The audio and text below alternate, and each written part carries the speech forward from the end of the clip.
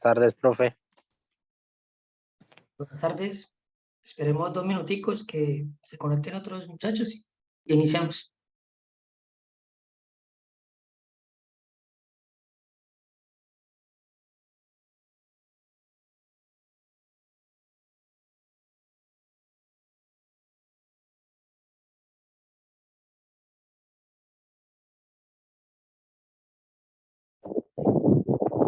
Buenas tardes, 5-8.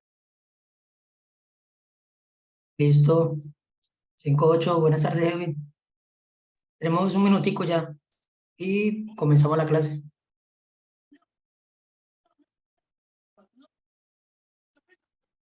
Profe, 5-8. Listo, sí, señor.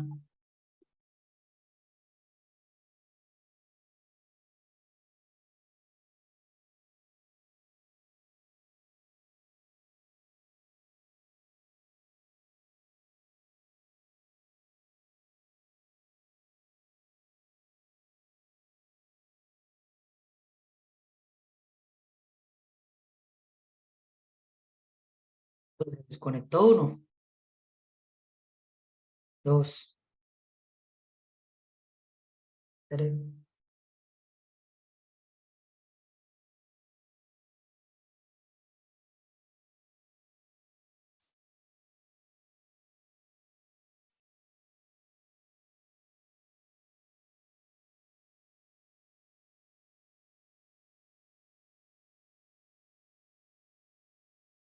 Listo, muchachos, muy buenas tardes.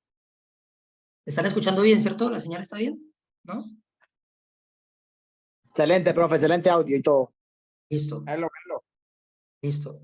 Muchachos, entonces tenemos que verificar lo que tiene que ver con competencias ciudadanas. De competencias ciudadanas se desprende lo que es derechos humanos y lo que es constitucional, ¿cierto? El miércoles vamos a tener un taller de competencias ciudadanas, va a ser en línea, va a ser con el profe Juan, ya está programado. Espero que le vaya muy bien. Tenemos que tener muy presente, digamos, todo lo que tiene que ver con los medios de participación, con los medios de protección, ¿cierto? Y los estados de excepción. Eso va a ser el taller, el día miércoles. El día jueves vamos a ver con el profe Nico lo que tiene que ver con derechos humanos. Vamos a verificar todos los derechos humanos y él va a ver en la parte, digamos, ¿cómo lo digo? Lo contencioso administrativo, digamos, o no, por las demandas que hay contra el Estado por la vulneración de derechos humanos. Recordemos que cuando el Estado no respeta un derecho del ciudadano es violación de derechos humanos, cuando el ciudadano normal, ¿cierto?, es el que no respeta los derechos de los demás, derechos de los ciudadanos, se llama un delito, ¿cierto? Va contra el, digamos, contra el Código Penal, es un delito. Entonces, ¿qué nos evalúa el examen, digamos, de competencias ciudadanas? Él lo hace a través de 3 factores y esos 3 factores los va a verificar, digamos, en cada pregunta, digamos, una pregunta de cada nivel, ¿cierto? Va a evaluar estas competencias, ¿por qué? Porque es necesario que estas competencias se evalúen a una persona que va a ascender en un cargo público, en una función pública, va a ser un servidor público y va a ser, digamos, dirigente, ¿cierto? Él va, bueno, va a tener un cargo donde va a dirigir personas, digámoslo así. Entonces, es necesario que la persona pueda comprender cuál es el normal orden de las cosas según el orden jurídico, que esa persona también comprenda el sentir de la otra persona, de ser empático, de poder comprender al otro, y pueda también ser crítico de la situación. Puede ser crítico en cuanto positivo o negativo, ¿cierto? Crítica solamente el preguntarse el por qué, el para qué, ser crítico ante la situación. Entonces, estas son las 3 esferas en las que se evalúan. Y digamos que está dividido en unos subtemas, que los subtemas, digamos, el pensamiento social es el primer subtema, y es comprender la problemática social, pero poder comprender el orden de las cosas según las normas. Entonces, reconocer la opinión de alguien de acuerdo a sus derechos, a sus libertades y también a sus deberes y obligaciones. Bueno, a sus deberes. Las obligaciones las tienen las autoridades, el Estado, a sus deberes, ¿cierto? Poder reconocer si hay una situación que afecta a una persona y a otra, cómo la beneficia o cómo la afecta. Hay una frase que, digamos, es algo, no sé, como dura, ¿cierto? Pero dice que la desgracia de unos va a ser la bendición de otros. Siempre va a ser así. Algo que perjudique a un ciudadano puede que beneficie a otro ciudadano. Puede que beneficie a una clase social baja, ¿cierto? A los pobres, pero bueno, que beneficie a la clase social baja, pero va a perjudicar a la clase social alta. O puede ser al revés, ¿cierto? Que perjudique a la clase social baja, pero le ayude a subir su economía o sea beneficiosa para la clase social alta. Entonces, esto. Entonces, es importante en este pensamiento social eso, identificar las opiniones, identificar una problemática o una situación a quién beneficia y a quién perjudica. ¿Cuál es el resultado esperado según la acción que hicimos, cierto? Entonces nosotros realizamos una acción o realizamos un trabajo para esperar algo, pero hay un resultado no deseado, algo que no esperábamos, puede que no sea o sea, en contra o sea completamente lo contrario de lo que esperamos, pero de una situación adversa, una situación que se desprende, pero no es lo que esperábamos, ¿cierto? Digamos que, no sé, un ejemplo, hacemos una acción para esperar un color blanco, digámoslo así, y nos da un resultado no deseado, pero no siempre va a ser el negro. Puede ser color rosa, color azul, color rojo. Es para entender que no solamente es lo completamente opuesto de lo que esperábamos, sino puede ser un resultado no deseado, pero ni siquiera esperábamos, o no es lo contrario de lo que esperábamos, sino que es un resultado que se dio de una situación. Es, es importante en este pensamiento social reconocer eso, las opiniones de cada persona, el por qué esa persona opina eso y en qué lo beneficia o en qué lo perjudica, cuál es el resultado esperado de la acción que estamos haciendo y cuál es el resultado no deseado. Analizar críticamente, digamos, la información. Siempre en todas las competencias ciudadanas tenemos que tener esto, de verificar si la información es verdadera, verificar si la información que nos están dando es de una fuente confiable, ¿cierto? Y para poder analizar. En todos los tres pensamientos tenemos que analizar, pero desde diferente ámbito. Aquí es, digamos, saber el normal orden de las cosas, saber a quién perjudica y a quién no perjudica una decisión. Eh, ¿Qué resultado puede tener esa acción que se va a realizar? Tenemos que tener presente para esto que, pues la Constitución, ¿cierto? Básicamente aquí van a estar eh, los principios de la Constitución, el artículo 1 al 10, ¿cierto? Los, los derechos fundamentales y los derechos sociales van a estar básicamente que las preguntas o recorren es por este, digamos, el pensamiento social, recorren es por este, digamos, transcurso de la Constitución, ¿cierto? Principios, derechos fundamentales y derechos sociales. Más o menos van por ahí. Y van a verificar qué situación resulta de esto o en contra de qué va la acción o la decisión que está tomando. Sobre todo estas preguntas las hacen con qué. Dicen que el alcalde de una ciudad, de un municipio, tomó una determinación para, digamos, mejorar algo. Pero ¿a quién beneficia y a quién perjudica? ¿Cuál es el resultado esperado de la acción que hizo el alcalde y cuál es el resultado no deseado de lo que tomó la determinación? Un ejemplo de esto, las preguntas. Pico y placa. La alcaldesa de Bogotá tomó la determinación de hacer pico y placa dos días a la semana.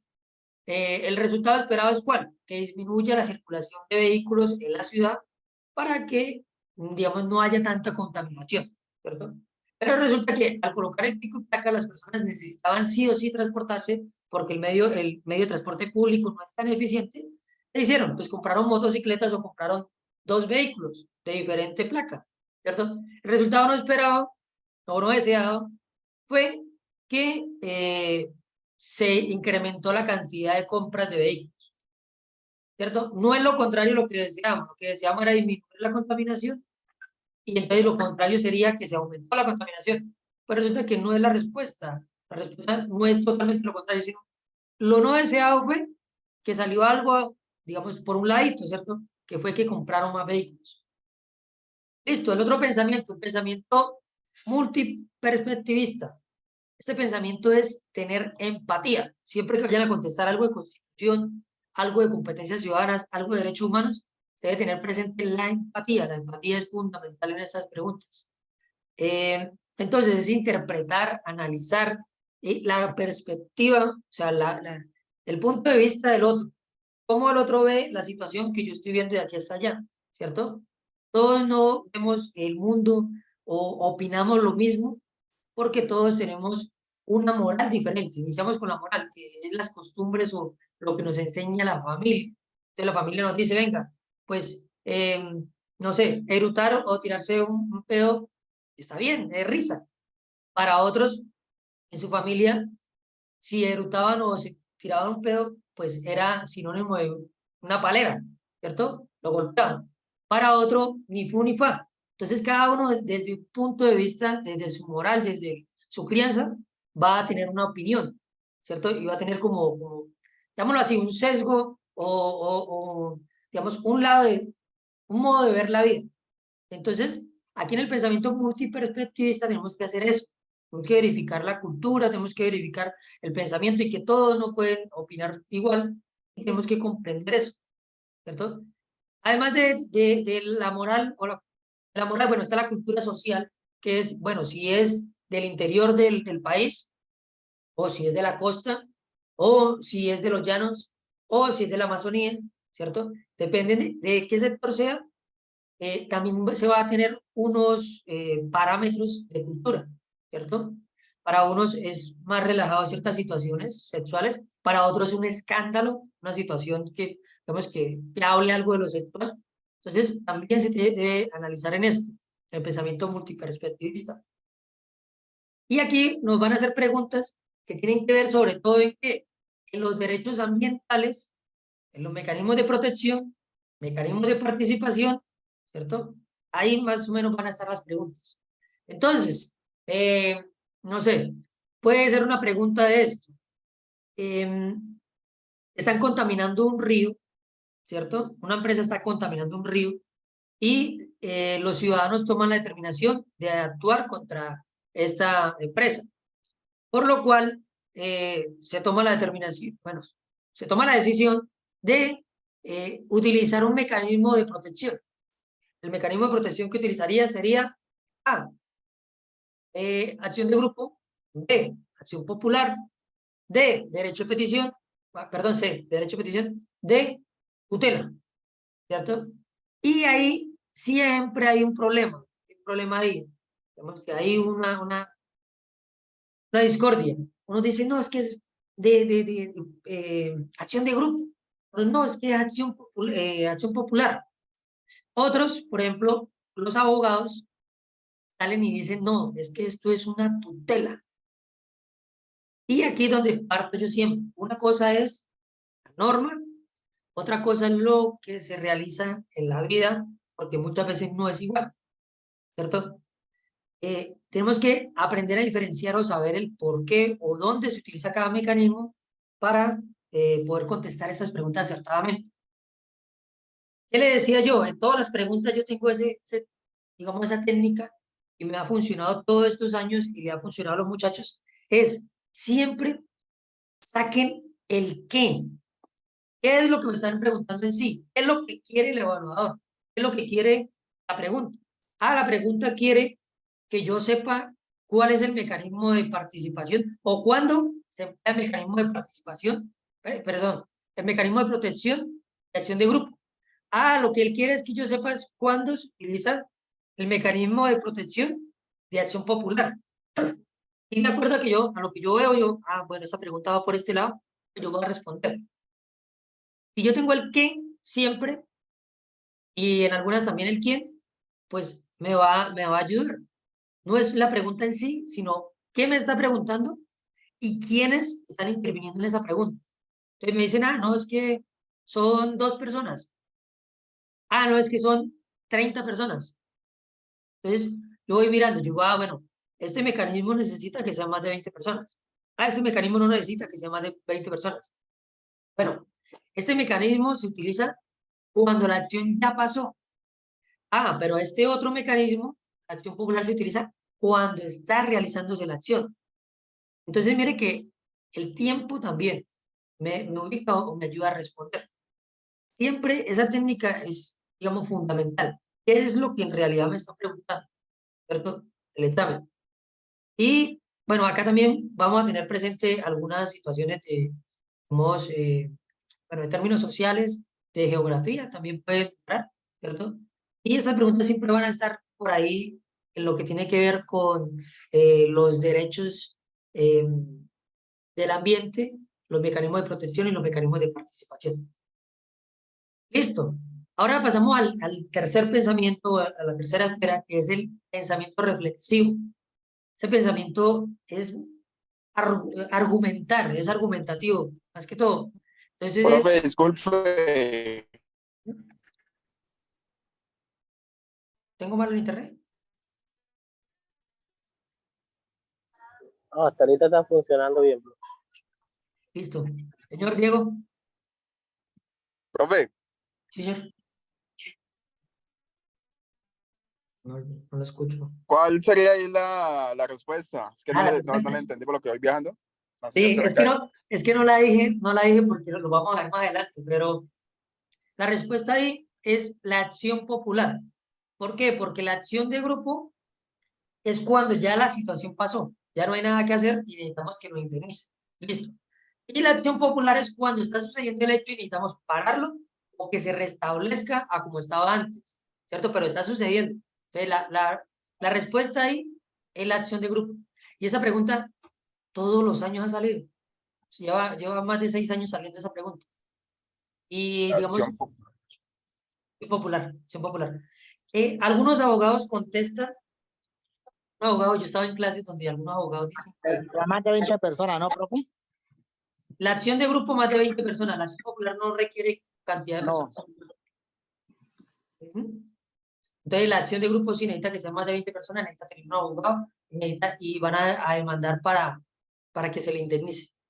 La acción de grupo no. La acción de popular, perdón, la acción popular no. No necesita cantidad de personas, no necesita abogado y es para que cesen una actividad. ¿Listo? Siempre sale esa pregunta, siempre sale. No sé por qué, pero siempre sale. Listo. Ahora el pensamiento reflexivo es argumentar una situación. Entonces, es hacer un análisis, bueno, digamos que político, pero sin irnos a la pasión de, ah, es que yo soy de derecha, es que yo soy de izquierda. Siempre que ustedes vean algo de política, algo político, no se dejen llevar por izquierda o derecha o de centro. Eso no existe. La derecha y la izquierda y el centro, todo eso no existe. La política es la forma diplomática de hacer la guerra, ¿cierto? Y es solamente verificar o mirar quién quién puede tomar los recursos, ¿ya? Pero de una forma diplomática. Solamente eso, la guerra, la política. Analizar algo políticamente es solamente interpretar lo que yo le decía. ¿A quién va a beneficiar? ¿Quién podría beneficiarse de eso? Sin tener nada que ver si es de izquierda o derecha. Digamos, ¿quién tiene algún beneficio con esta situación? ¿Sí? Ahora, la política o la policía o el polis, ¿cierto? Todo lo que viene con poli viene de orden, de estructura de un Estado, ¿cierto? Entonces, es verificar eso. ¿Cuál sería el normal trascender de una situación? Esta política, ¿a quién beneficiaría? O sea, la política es una decisión de quienes están gobernando. ¿A quién beneficiaría y a quién perjudicaría? ¿Cierto? En términos económicos, ¿qué sucede con esta decisión que se tomó? Y en términos cultural, ¿a quién afecta? ¿Cierto? ¿A qué grupo afecta esta decisión? Entonces, es solamente analizar, pero sin dejarnos llevar, digamos, de una pasión o digamos, de un sesgo, ¿cierto? Solamente analizar la situación, tratar de ser objetivo, objetivamente, solamente de verificar los resultados de cada acción sin decir, ah, es que, digamos, bueno, este político que colocan aquí puede ser una caricatura, puede ser, ¿cierto? Él es de izquierda, entonces él lo que quiere es esto, no, tratar de verificar bien. Y lo que les digo, no enlacen preguntas. No, es que me preguntaron sobre esto en la 2, entonces me preguntan en la 8 y es lo mismo. No, cada pregunta es diferente. Hasta las preguntas de perfil. Cada pregunta es diferente. Aun cuando se pregunte de la misma manera o cuando se pregunte el mismo tema, no es lo mismo. Cada pregunta tiene un por qué y un para qué. Entonces, ¿qué es lo que me quieren evaluar? ¿Qué es lo que me quieren mirar? ¿Cierto? Adoptar una postura crítica, objetiva, sin tener pasiones aquí. Digamos que vamos a mirar las decisiones que favorecen a algunas personas o a otras personas no. Y vamos a dar aquí se da una argumentación, entonces se da como una opinión, pero la opinión de quien está realizando el escrito. Entonces, por ejemplo, Kino, acá puede ser una pregunta con Kino. Entonces, Kino quería expresar qué, lo que veíamos en lectura crítica, por eso yo le doy tanta importancia a lectura crítica, no es por ser, digamos, empático o cansón en eso, sino porque me parece o estoy completamente seguro que la base de todo el examen es lectura crítica. Si usted sabe leer la pregunta, sabe contestar en matemáticas. Si usted sabe leer la pregunta, sabe contestar en competencias ciudadanas. Si usted sabe leer o interpretar la pregunta, puede responder en conocimientos policiales. Entonces, la lectura es fundamental ahí. Listo. Entonces, esto es lo que nos evalúa. Para evaluarnos eso, lo que les decía, nos coloca una problemática, no nos dicen qué es el mecanismo cuáles son los mecanismos de protección. No, nunca evalúan o preguntan directamente. Por eso, los que leen solitos la norma, digamos que no son tan certeros, porque no preguntan directamente a memoria qué es, sino preguntan es a un contexto y a un conocimiento, digamos, desmenuzado o articulado que ya se ha utilizado. Entonces, a lo que hacemos aquí, hablamos y debatimos o hacemos preguntas, ya se ha desmenuzado ese conocimiento y se sabe por qué este sí y por qué este no. Y esa también es una pieza fundamental del examen, hacer comparaciones antes de ir al examen. La comparación entre acción de grupo y acción popular. Importante, importante. Y con tutela, porque es que hay una tutela, pero es que este tema casi no quiero entrar porque nos confundimos. Hay una tutela que es individual y hay una tutela que es grupal, pero aquí no están. Digamos que los abogados siempre, digamos que no esté, sino que no se aplica para esto. Los abogados, digamos, en su diario vivir, aplican muchas veces la tutela en algunas circunstancias, las tutelas grupales, pero en este término no. Este término aquí es la acción de grupo o la acción popular. Pero la tutela, ¿para qué es? Para defender derechos fundamentales cuando han sido vulnerados. ¿Listo? Entonces, debemos entender cada uno de estos y hacer la comparación. Entonces, agarrar mi agenda y en mi agenda colocar. Listo. El derecho de petición es para esto, esto y esto. Ah, pero la tutela es para esto y esto. Ah, pero la acción de grupo es para esto y esto. Ah, pero la acción popular es para esto y esto. ¿Cuál es la diferencia de estos? Y esto es una pieza fundamental para poder ir a contestar. Cuando sale la pregunta, ah, no, pero es que, muestre, la empresa está realizando, está ocurriendo, necesitamos que pare. Ya sé cuál es el mecanismo de protección, ¿cierto? Una empresa contaminó hace 2 años y ya, hace 2 años. Ah, o bueno, hace un año, porque si me pasan los 2 años. Hace un año. Ah, pero ya pasó el hecho. Ya pasó. ¿Qué necesitamos? Que nos indemnicen. Ya sé cuál es el mecanismo. Entonces, mire que el saber cuándo ocurren las cosas es importante. El saber quiénes están participando o quiénes están es importante. ¿Y qué es lo que está sucediendo? Lo que les decía yo en penal militar. Para uno identificar los delitos y los mecanismos y todo esto de las preguntas, es fácil. Usted hágase el qué, el quién, el cómo, cuándo, dónde, por qué y para qué. Profe, pero yo no voy a hacer todo eso porque en una pregunta me demoro mucho tiempo. Sí, pero hágase el qué y el cuándo puede ser, o el qué y el quién. No se haga todo, pero lo que necesite. Necesito saber el qué. Ah, unos ciudadanos, o sea, son varios ciudadanos. El cuándo. La empresa está contaminando ahora mismo. Ah, en presente. Listo. La acción popular. No, que la empresa contaminó hace tiempo. Listo, ya sé. Que es en pasado, ella hizo en pasado. Entonces, ¿qué necesito? Indemnizar. Acción de grupo. Mire que, o sea, el truco, como yo lo decía hace ratito a unos compañeros, les decía, el examen no es de inteligente o de que yo tengo un cartón en la Harvard o tengo un cartón en la Nacional o tengo un cartón.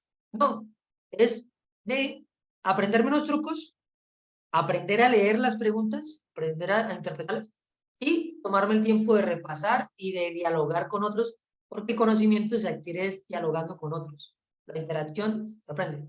Además de los sentidos y los sentimientos.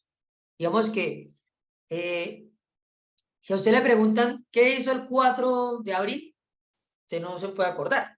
Pero si me dicen, ¿usted qué hizo el 25 de marzo? Bueno, fue el día que nació mi hija. Y yo estaba en tal situación, estaba comiendo un arroz con lentejas cuando me dijeron que había nacido, ¿cierto? De la emoción o el sentimiento, el que graba la información en el cerebro. Entonces, esto también. Ah, yo me acuerdo de la acción de grupo porque yo ya peleé con Adrián. Ah, no, porque Diego dijo tal cosa y yo le refuté. Esto ayuda, ayuda. Pero, ojo, que es un arma de doble filo. Tiene que estar usted a la par con la persona que está estudiando y la persona estar abierta al cambio. Porque si va a dialogar, usted va a debatir con una persona que no ha estudiado o no tiene el conocimiento y además sea terco, lo puede estar convenciendo y le daña su estudio. Listo, vamos a seguir. Entonces, esto lo hacen a través de unas preguntas donde vamos a ver, por un lado, constitución, por otro lado, acciones políticas, por otro lado, situaciones de vulneración de derechos, por otro lado, eh, digamos que, que circunstancias donde se espera un resultado o se dio un resultado no deseado. Así es que preguntan competencias ciudadanas. El taller de esto lo vamos a ver el miércoles, va a ser así en línea como, y vamos a debatirlo. ¿Listo? Fundamental para esto, muchachos. Fines esenciales del Estado. Derechos de los ciudadanos, ¿cierto? Y deberes de los ciudadanos, artículo 95 de la Constitución. Eso tenemos que tenerlo claro. Porque nos evalúan. Bueno, también los mecanismos de participación, mecanismos de protección y los estados de excepción. Pues que lo que nos envían a estudiar de constitucional, básicamente ahí. Listo, entonces vamos a hablar un poquito de los sistemas de gobierno, cómo están estructurados para ir entendiendo de dónde nace la Constitución, de dónde nacen los derechos, digamos, fundamentales, los derechos sociales y políticos, los derechos del ambiente, pero todo eso de dónde se basa o cuál es el origen de todo eso. Entender un poquito la estructura y la organización de por qué estamos fundados en un estado, en unos países, y tenemos, digamos, bueno, una soberanía del territorio, pero también no podemos ingresar a otros territorios sin pasar algunas verificaciones. Entonces, todo esto es política. Y la política decíamos que es la forma diplomática de la guerra, ¿cierto? Entonces, eh, digamos que a través de la guerra ganamos un territorio y después diplomáticamente lo mantenemos. Y nos organizamos para gobernarnos nosotros mismos y hacer unas leyes para controlarnos nosotros mismos, para no afectarnos. Entonces, hay unas formas diferentes de gobierno, ¿cierto? Entonces, digamos que está una forma donde hay una sola determinación, que digamos que es una posición política autoritaria, ¿cierto? Que solamente una persona va a tomar la, la, la, la determinación. Hay otras que son democracias, pero digamos que dentro de esa forma de mandar hay, digamos, tres factores importantes o tres paticas. El primero, la autoridad. La autoridad es la fuerza, la potestad de tomar decisiones de los gobernantes. Pero esa fuerza o esa potestad, ¿quién se la da? El pueblo. Pueblo. Por eso algún político una vez dijo que la voz del pueblo, ¿cierto? Es superior a la de los gobernantes. Bueno, no lo dijo así, pero más o menos. Digamos, la determinación del pueblo es lo importante, no lo que lo hagan los dirigentes. Solo que los dirigentes o los gobernantes lo hacen en representación de su pueblo. Y otro decía que todo pueblo merece a sus gobernantes, ¿cierto? Que fue Simón Bolívar. Entonces, ¿qué enfatizaba de lo que decía? Que si tenemos a un gobernante ignorante, es porque hay más cantidad de pueblo ignorante que la que tiene, digamos, razón, digamos, ¿sí es? Entonces, o si hay un gobernante violento, es porque hay más cantidad de pueblo violento que los que son pacifistas. Entonces, todas las personas le dan la facultad a unos gobernantes para decir, venga, ustedes nos van a poder mandar, ustedes nos van a poder decir qué hacer y qué no hacer, ustedes nos van a poder restringir las cosas. Entonces, el poder político nace del pueblo y el pueblo se lo da, se lo brinda a unas personas para que organicen el Estado. Bueno, para tomar las decisiones, entonces, autoridad para tomar decisiones debe tener el gobierno. Dominación, el control de las instituciones hacia la población. Siempre el gobierno debe dominar a los ciudadanos, quieran o no quieran, para que exista, digamos, la estructura o se mantenga un gobierno. Si no, si la población no se deja gobernar, o digamos, la mayoría de población no se deja gobernar, no se deja dominar, no tendría, digamos, esta patica el gobierno y estaría fallando. Esto es lo que se busca, bueno, algunos grupos buscaban con las protestas, ¿cierto? Y se logró, de no tener dominación y dejar mal planteado.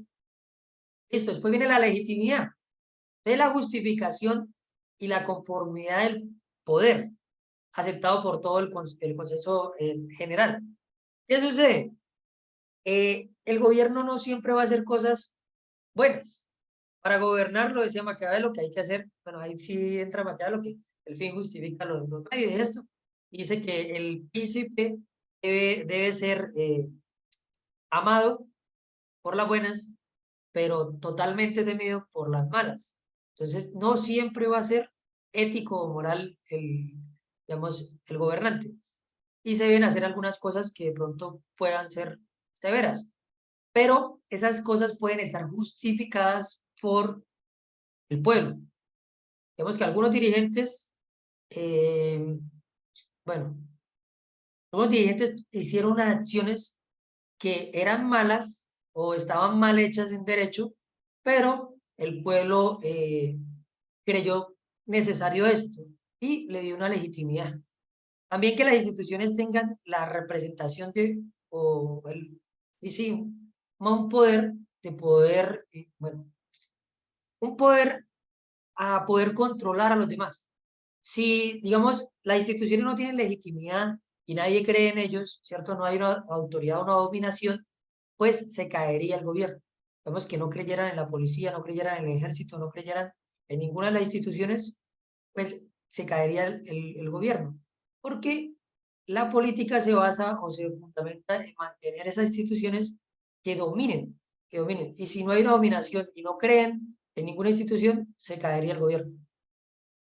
Listo, esos sistemas de, bueno, esos gobiernos tienen unos sistemas políticos, ¿cierto?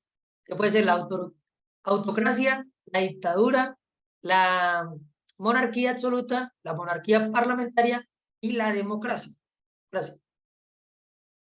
Eh, la autocracia es la voluntad de una sola persona y, digamos, es la ley suprema. Digamos que anteriormente se dijo,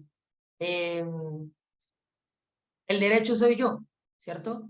Esto era el rey Carlos, creo que era. Entonces, era lo que él determinaba, pero él decía, es que a mí me da la facultad Dios. Entonces, metían a Dios en esta cosa, y después de que estuviera Dios dentro de la política, ya podían hacer lo que quisieran porque había una dominación absoluta, porque la dominación viene de Dios. Vemos que decían, no, es que Dios nos ordena, o, digamos, ilustrados por Dios, ya metían a Dios en la película y dañaban bueno, no la dañaban para ellos, a conveniencia de ellos les servía. Digamos que solamente era la terminación de la ley y la ley era la ley de Dios. Y lo que decía es lo que tenía que hacerse. Después la dictadura. Muchachos, la dictadura a veces se confunde con, digamos, con esta forma del dictador. Esto se creó con el de derecho romano. Se creó con Carlos Magno y después lo utilizó Julio César. Se declaró dictador. ¿Y qué era declararse dictador? No era que él, ¿cómo lo digo? Ser dictador era que el Senado le daba la facultad para que él tomara las determinaciones y ellos no decían nada. Eso es el dictador, ¿cierto? Esta palabra se toma dictador cuando una persona se toma el poder solo y digamos que, ¿cómo lo digo? Que hace un golpe de Estado o algo así. Pero en realidad esta figura de dictador se daba por el Senado, por el Congreso, ¿cierto? El cónsul, entonces, no, se nombra cónsul, que era como un presidente, y se nombra que sea dictador, o sea, que lo que él diga, está. Quien utilizó más esto fue Julio César, y era un poder absoluto para tomar determinaciones. Digamos que cuando entramos a un estado de excepción, el presidente se vuelve un dictador, digamos, en figura se vuelve un dictador, porque lo que él diga se hace porque estamos en estado de excepción.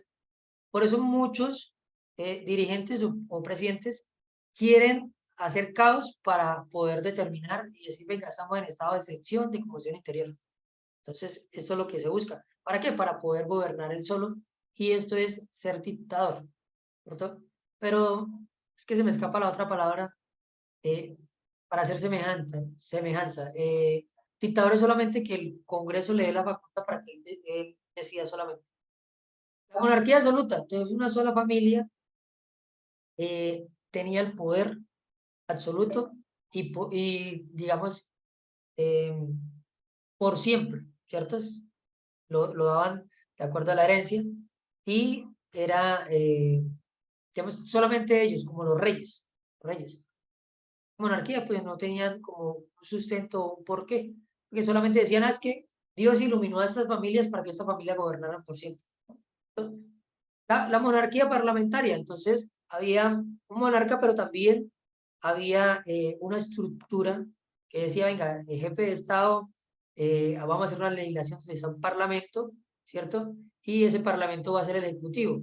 El jefe de Estado va a ser pues, el primero del Congreso, digamos, el primero del Parlamento, va a ser nombrado cónsul y va a tomar determinaciones también. Era como el presidente, era el jefe de Estado. Listo. Y la democracia, yo creo que es una utopía, creo que no existe, pero digamos que está reglada, que es que la intervención del pueblo en el gobierno, que el pueblo todos toman las determinaciones y que sí saben lo que están decidiendo y que lo hacen de forma objetiva y que saben o tienen un pensamiento común a dónde van, ¿cierto? Tiene también el pueblo una planeación económica común y esto, creo que esto pues no se da en la vida real, pero en papel sí está la democracia. Listo. Y esos gobiernos o esos estados van a tener una forma de presentarse, ¿no? Va a estar, entonces, si es, digamos, si es presidencialista, si es descentralizado o si es centralizado, ¿cierto?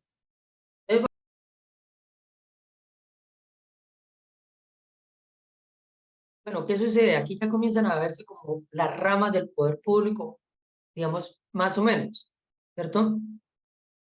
Porque hay digamos, un modelo que puede ser parlamentario, que es el parlamento el que tiene el poder de tomar la ejecución de las acciones en el país, en el Estado. Entonces puede ser parlamentario. O puede ser presidencialista, que es el presidente va a poder ejercer las decisiones, ¿cierto? Del Estado, del gobierno, ¿cierto? Y el otro es constitucionalista, que es, digamos, la Corte Constitucional o quienes defienden la Constitución para tomar las determinaciones. Vemos que en el caso de nosotros tomamos la determinación de un modelo presidencialista.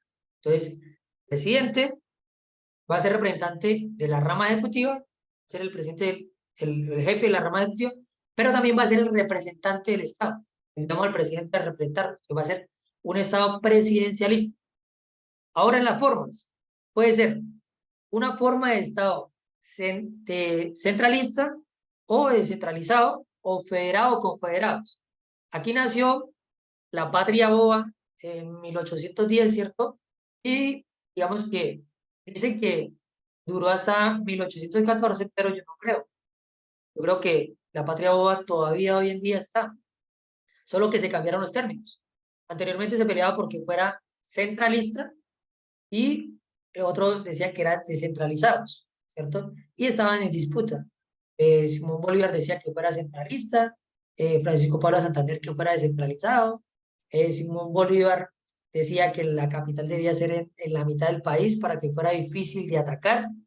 Eh, Francisco Pablo Santander decía que la capital debía ser en Cúcuta porque había más cercanía a Venezuela para que pudieran ser la Gran Colombia, pudieran manejarse mejor las decisiones desde ahí. Pero, bueno, había otro dirigente que decía que debía ser en Cartagena porque Cartagena era la que tenía la costa o, digamos, la frontera marítima para poder llegar los embarcos y llegar las armas y, bueno, todas las cosas que necesitaran más rápidamente y que fuera, al igual que todos los países, la capital fuera en la costa, ¿cierto? Fuera entrando el país, fuera la capital para que fuera más rápido tomar decisiones. Resulta que pelearon mucho esto y se fueron a la patria boba y casi se asesinan entre ellos, hasta que lo último, bueno, a Francisco Pablo de Santander le tocó huir a Francia, a España, y se dedicó a estudiar y a hacer, digamos, normas allá y cosas, y Simón Bolívar enfrentó acá hasta que quedó enfermo, y después llegó y envió a decirle a Francisco Pablo de Santander que ya quisieran las paces. Entonces vino Francisco Paula y Simón Bolívar estaba muy enfermo. Entonces ya luego dijeron, no, pues vamos a dejar a alguien encargado, ¿cierto? Y comenzaron a hacer. Y por eso sale la frase de General Salvo Historia de la Patria. Porque Simón Bolívar ya vio que de nada servía seguir peleando con él si era la única persona que, digamos, que le había colaborado en esto, ¿cierto? Y después comienzan a hacer las elecciones colombianas. El primer presidente que fue, digamos, de alguna forma interino o así, fue Francisco Paula Santander por la enfermedad de Simón Bolívar. Dejaron encargado después a un señor Toro, y después el primer presidente electo, en realidad fue Francisco Paula Santander, y inició la historia de Colombia. Bueno, pero esto se determinó entonces para llegar a las paces entre ellos. Dijeron, bueno, si Simón Bolívar quiere descentralizado y lo quiere en Bogotá, digamos, démoselo a él, listo. Pero vamos a hacerlo también descentralizado. ¿Por qué? Porque cada lugar tenga su determinación. Entonces se crean los departamentos. Entonces, mire que se hizo, la patria boba al último llegó como en un consenso y decir, bueno, ambas partes tienen razón, entonces hagamos las dos. Después la forma de la república. Cuando hablamos de república es recursos materiales e inmateriales del Estado, ¿cierto? La república, los recursos públicos, digámoslo así.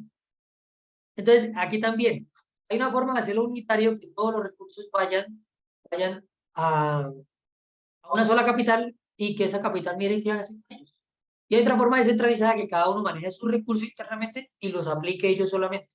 Vamos que acá también se manejó, somos una república unitaria porque todo va a Bogotá, la capital, pero desde ahí se despliega o se envía a los departamentos para que los departamentos también utilicen sus recursos en lo que ellos crean convenientes internamente. Entonces somos un Estado presidencialista eh, bueno, descentralizado con una república unitaria. ¿Sí? Entonces, mire que esto habla el preámbulo de la Constitución. Para poder entenderlo toca uno mirar qué es lo que dice. Listo. Entonces, bueno, presidencialismo es porque, bueno, el puesto más importante o la representación la hace el Estado, el presidente. Bueno, ahora viene el Estado de Derecho y el Estado Social de Derecho, que esto también nos habla el preámbulo.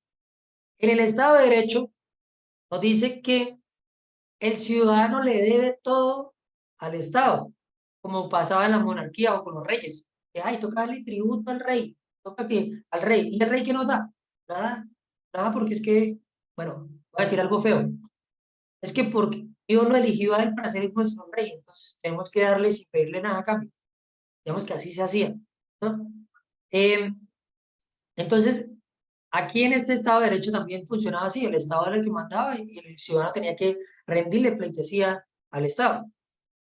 Cuando se crea la Constitución de 1991, que es una de las constituciones, digamos, más revolucionarias, la palabra revolución no es malo, ¿cierto? O, digamos, o la izquierda o la guerrilla, bueno, van a tomar esto mal, pero eso no es malo. Lo malo es lo que han hecho con eso. Pero esta constitución la crearon unos estudiantes, fue a través de una revolución, pero, como lo digo, intelectual, ¿cierto? De alguna forma. Y fue muy bueno. Cambiaron este modelo de Estado de Derecho donde el ciudadano no podía exigirle nada al Estado y el Estado le podía exigir lo que quisiera al ciudadano, lo pasaron a un Estado social de derecho. Una sola palabrita, pero cambió todo el contexto. Entonces aquí el Estado social de derecho, el Estado le debe todas las garantías al ciudadano y el ciudadano puede pelearle. Entonces aquí en esta Constitución del 91 también se dijo, venga, vamos a colocarle mecanismos de participación y de protección. Vamos a colocarlos aquí. Y digamos que se creó la tutela. La tutela no existía. Aquí sí, creó la tutela. La Fiscalía General de la Nación se creó aquí. Se crearon muchas defensas o herramientas del ciudadano para poder pelearle y decirle al Estado, venga, Estado, yo le contribuyo a usted con impuestos, pero garantíceme a mí mis derechos, garantíceme mis libertades. Esta es una de las constituciones más bonitas que existen por esto, porque hay demasiadas herramientas para que el ciudadano solicite y pelee al Estado. Es bueno. Lo malo es que algunos la han utilizado como no es. Dice, ay, no, es que yo tengo esa herramienta, entonces yo voy a utilizarla para poder perjudicar al Estado. Haz que yo vea, ¿cierto? Y otros quieren aprovecharse del río revuelto, ya lo ha tratado de hacer. No, dañemos toda la Constitución. Pero sí, ¿por qué? Si es una de las mejores constituciones. Solo que no se aplica como debe ser. Listo. Ahora sí vamos a ver cómo se crea entonces un Estado. Y las bases fundamentales de un Estado.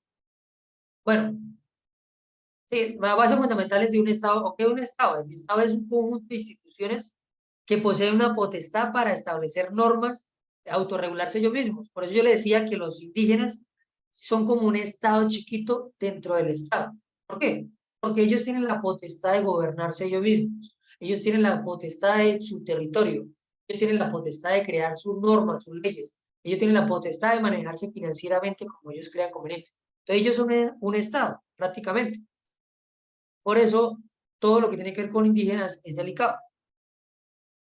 Como si estuviéramos haciéndolo a otro estado, a otro país. Listo, entonces el conjunto para establecer. ¿Qué es el país? El país es la comunidad social, pero en representación internacional.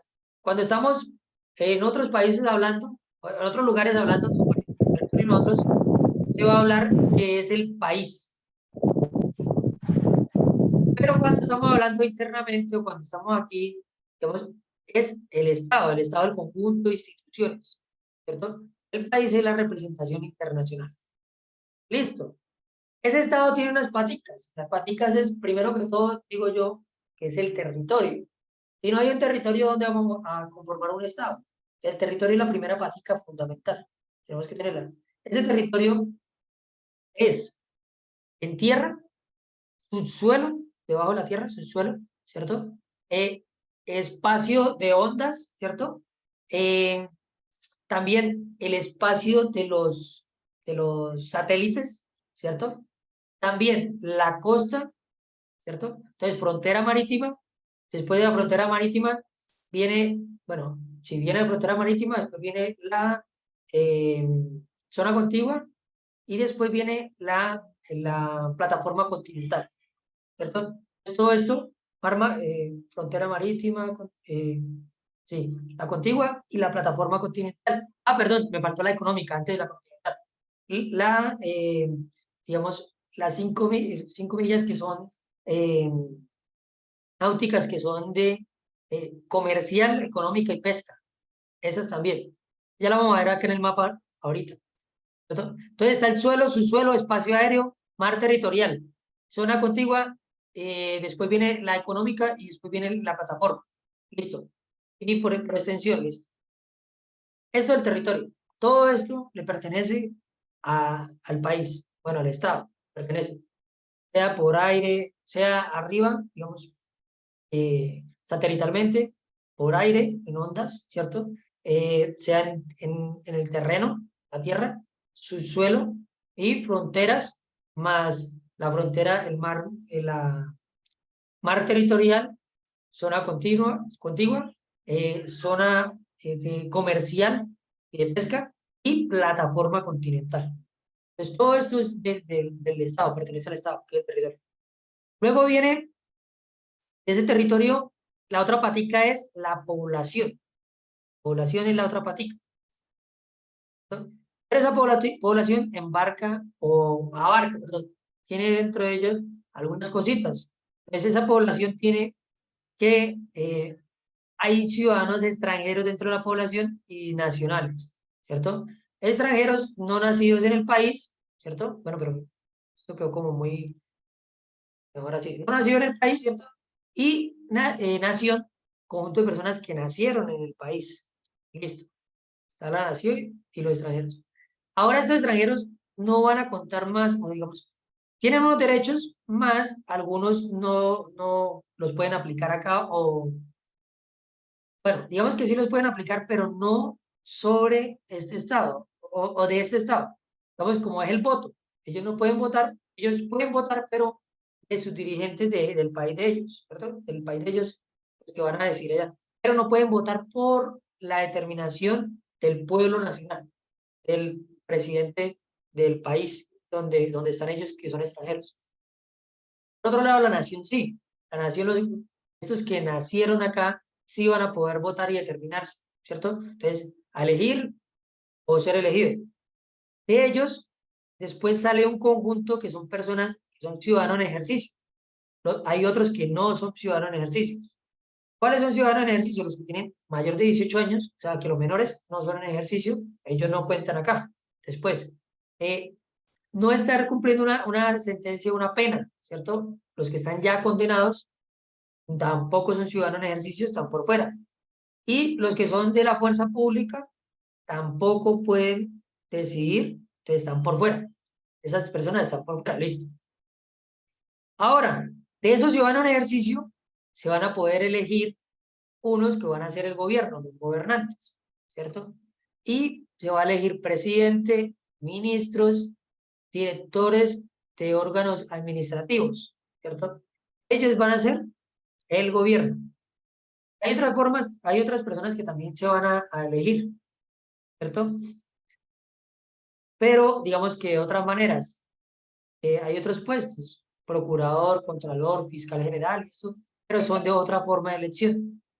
Hay, bueno, esto lo vemos más adelante, pero hay dos formas, digamos, de elegir, tres formas de elegir. Una por voto popular, ¿cierto? Otra, la institución a través de las ternas, ¿no? Y digamos otra que es por libre nombramiento y remoción. Por ejemplo, los dos ministros son por libre nombramiento y remoción. El presidente tiene la potestad de nombrarlos o de removerlos del cargo cuando él decida. Listo. Vamos a pasar a la otra. Ahora sí vemos entonces el territorio colombiano, ¿cierto? Esto es solamente como ilustrativo, que esto no lo van a preguntar, pero es como ilustrativo. Tener presente esto, ¿cierto? Aquí está lo que le decía del territorio. Que primero está digamos, la costa, el mar aquí, la costa. Después viene el mar territorial, ¿cierto? Que el mar territorial, mire, son 12 millas náuticas, perdón. 12 millas náuticas. Después viene la zona contigua, que son de este mar territorial, 12 millas náuticas más adelante. Va a estar la zona contigua. Después va a estar la zona económica exclusiva, que son 200 millas, ¿no? Y después va a estar la plataforma continental. Aquí, por esto se va a entender qué fue lo que sucedió, qué es lo que sucede con San Andrés Islas. Resulta que San Andrés Islas está aquí San Andrés Islas. Pero digamos que la frontera de Costa Rica, ¿sí? Digo, Nicaragua, está por aquí. Y si ellos la extienden por el mar, abarcaría San Andrés. Entonces, ellos pelean que es San Andrés de ellos. Pero Colombia dice que no, que porque también pasa por aquí. O sea, digamos que San Andrés está en medio, pero está más allá que acá. Entonces, ¿qué fue lo que hizo un señor presidente? Pues fácil, fácil. Agarren ustedes todo el mar comercial de aquí y me dejan a San Andrés nomás para acá. Entonces, vemos que el país perdió todo esto, pero no perdió a San Andrés. Entonces, eso fue lo que se hizo. Se regaló bastante territorio, pero bueno, espacio de mar se regaló, ¿no? Y eso pues también tiene unas representaciones económicas, porque todo lo que salga de ese sector puede ser en el subsuelo del mar, que puede ser petróleo, o puede ser pesquero, todo lo que salga ahí, pues lo va a tomar el país, el Estado. Entonces, Colombia se dio una parte. Listo. Ah, bueno, acá está, bueno, la representación de la población, el gobierno, la rama legislativa, cómo está organizado, cuáles son los órganos autónomos, pero más adelante lo vemos. Y pues vamos a ver la cantidad, digamos, la cantidad de senadores que hay, ¿cierto? Senadores 108, representantes de la Cámara, diputados son 172, concejales municipales son 12.166 que hay, ¿cierto? Bueno, y ahí entramos a lo que tiene que ver con la Constitución. Entonces, una vez que creamos el Estado, vamos a tener que legislar o tomar unas normas del Estado, digámoslo como en la casa. Estamos en una casa y usted va a vivir en mi casa es con mis reglas en mi casa son así, así, ¿cierto? Y se organiza. Entonces, se toman unos parámetros con los vecinos y se hacen unos convenios. Entonces, esta es mi casa y esa es su casa, vecino. Pero hagamos una cosa, que el perrito suyo no se venga y se haga popó en mi jardín, porque mi jardín es de mi propiedad y es mi soberanía, ¿cierto? Ya se hizo un acuerdo, ¿cierto? Venga, señor vecino, usted manda en su casa allá y pone sus reglas allá y yo pongo mis reglas acá, ¿no? La autodeterminación. Venga, señor vecino, si nos vamos a ofender o nos vamos a hacer esto, pero que no vayamos a los golpes, o que usted no lance a vaca cosas, ¿cierto? Misiles, cosas así. Entonces ya vienen los tratados que se hicieron de Ginebra y esto. Y se tomaron unas determinaciones. Todos esos convenios, tratados y determinaciones que se toman entre los estados se van a crear, se van a unir y se van a llamar el bloque constitucional. Todos esos tratados internacionales van a crearse el bloque constitucional y se van a absorber hacia la Constitución Política de Colombia. Entonces, cuando estamos en el territorio decimos, vamos a crear la Constitución. Entonces, la Constitución va a tener estos principios, va a tener estos derechos los vamos a tomar de la Declaración Universal de los Derechos Humanos, vamos a traer estos derechos, esto, ¿cierto? Y vamos a colocar un artículo en la Constitución para poder absorber todos los tratados internacionales, que va a ser el artículo 93 de la Constitución Política de Colombia, donde entran los convenios.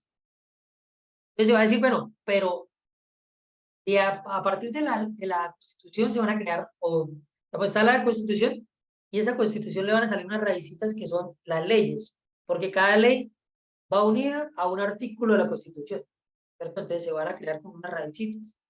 Pero cuando una raícita de esa, digamos que diga algo en contra de la Constitución, ¿qué va a pasar?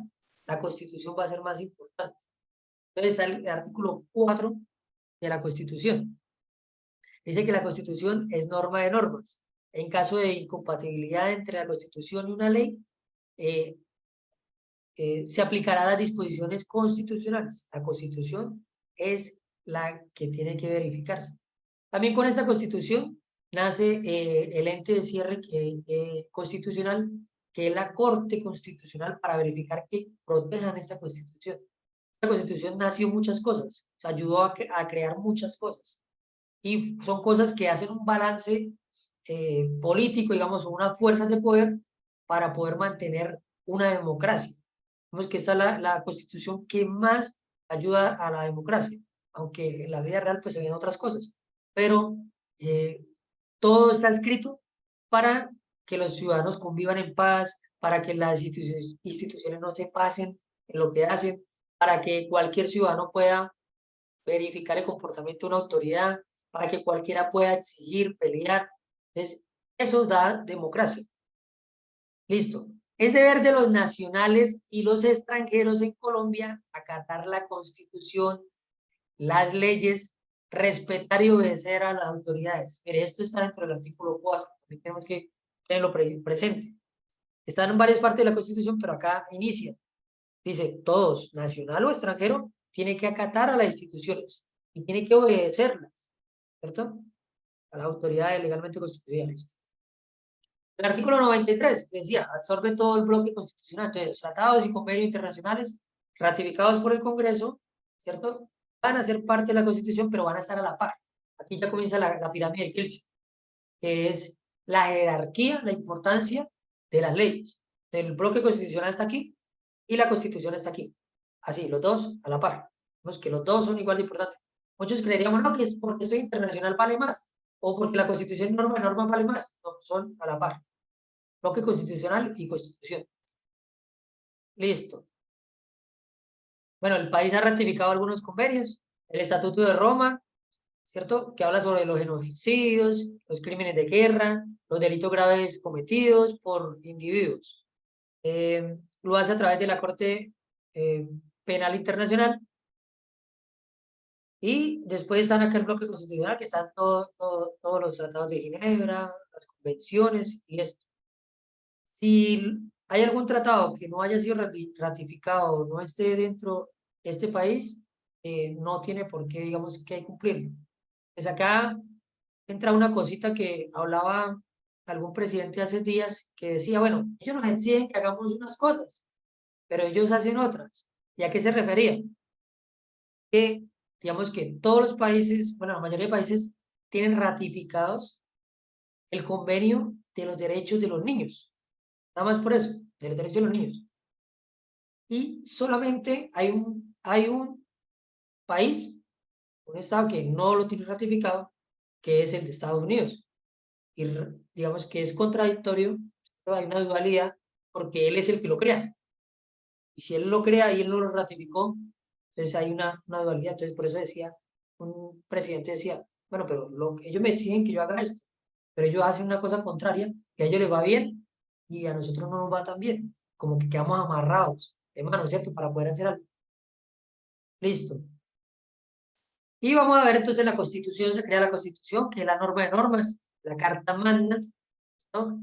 Que es la norma jurídica más grande, se llama así la Carta Magna, ¿cierto? Y tiene dos partes, una parte dogmática, una parte orgánica.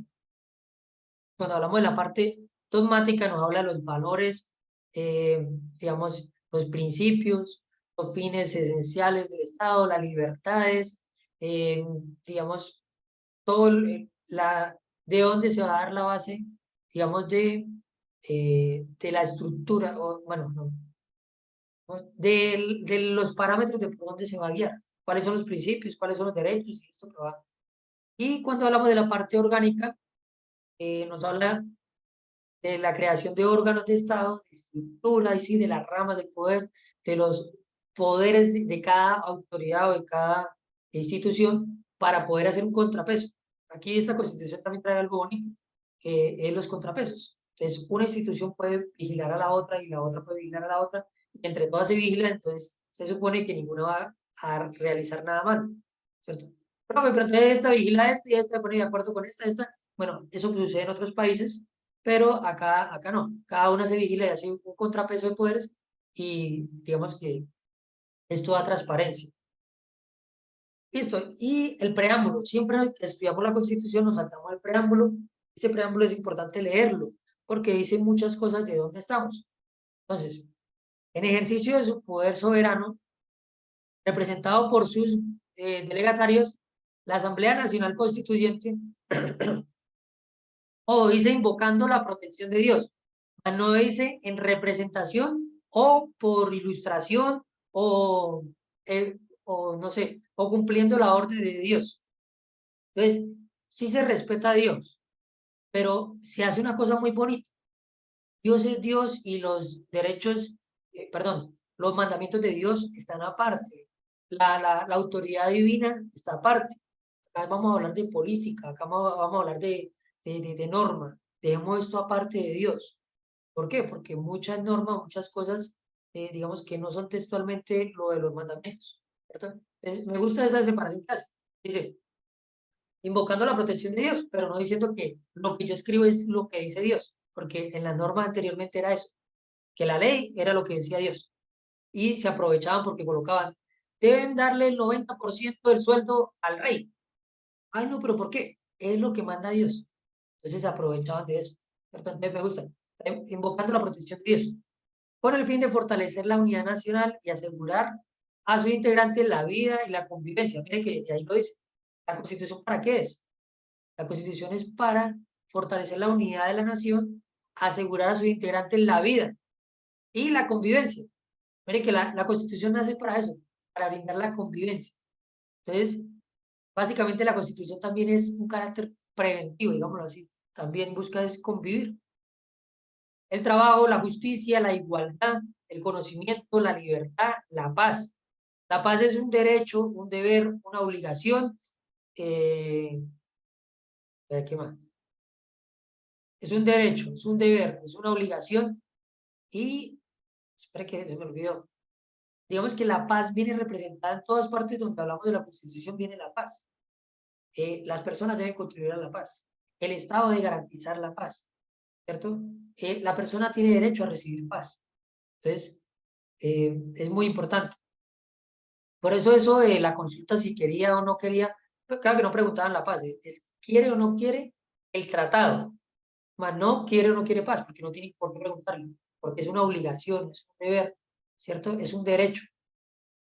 Dentro de un marco jurídico democrático y participativo, que garantice un orden político, económico y social justo y comprometido a impulsar la integración de la comunidad latinoamericana. Decreta, sanciona y promulga. Listo. La Constitución de 1991. ¿No? Entonces, el Estado colombiano es garantista, va a dar garantía a los ciudadanos, es participativo y democrático, todos pueden tomar las determinaciones del Estado. Siempre que una pregunta diga que si pueden tomar o van a contribuir a la decisión de un Estado, sí, todos. Brinda seguridad, es pluralista, siempre se va a ayudar a todas las personas y se va a atender a todas las personas de una forma igual sin verificar su descendencia, origen o su cultura. Y es distributivo, distributivo en equidad. Igualdad, a cada uno le damos igual.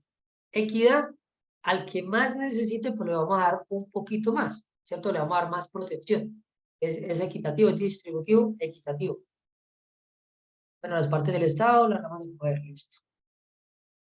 Y comenzamos con los principios. Los principios van del artículo 1 al 10. Son principios, ¿cierto? El primer principio, Colombia es un Estado social de derecho. Ya decíamos, ¿por qué? Pero va a decir, el principio nos va a organizar cómo está compuesto el Estado. Entonces, es un Estado social de derecho, es una república unitaria descentralizada con autonomía territorial. Creo que todo esto ya lo vimos en las estructuras de los estados. Es democrática, participativa, pluralista, fundada en la solidaridad, dignidad humana. Por eso siempre todas las leyes van a tener ese principio de la dignidad humana. De ahí parte todo. Mire que es un principio y entra dentro del primer principio de la Constitución. Con prevalencia del interés general, la justicia social. Vuelve y dice, prevalece el interés general, ¿cierto?, sobre el particular. Desde aquí nace. Nos dice que siempre se va a pensar en el bien de todos por encima del bien de algunos. Y nos viene el artículo que tenemos que verificarlo bien, aprenderlos. Son fines esenciales del Estado. Servir a la comunidad. El Estado tiene que servir a la comunidad, ¿cierto? Promover la prosperidad general. Garantizar principios, derechos y deberes, ¿no? Facilitar la participación de todos en las decisiones. Defender la independencia e integridad territorial. Asegurar la convivencia pacífica y un orden justo. Promover la vida, honra, bienes, creencias, derechos y libertades de todos los ciudadanos. Esos son los fines esenciales del Estado. Pues todas las preguntas que nos hagan conforme al Estado, tenemos que garantizar todo esto. Tercero, la soberanía reside exclusivamente en el pueblo, de la cual emana el poder público. Entonces, la voz del pueblo es la que importa, ¿cierto? Pero digamos que había una frase también que dice que la voz del pueblo es la voz de Dios y no es tampoco así. Pero la voz del pueblo es la determinación y es lo que importa.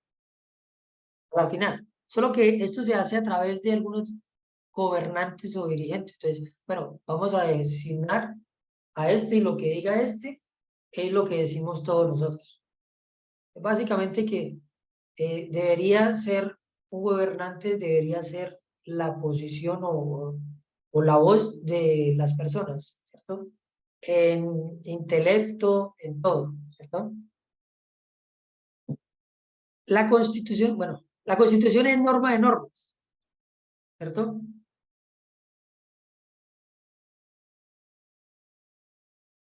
La Constitución es norma de normas. Siempre va a prevalecer la Constitución por encima de todo lo otro, de todas las otras normas.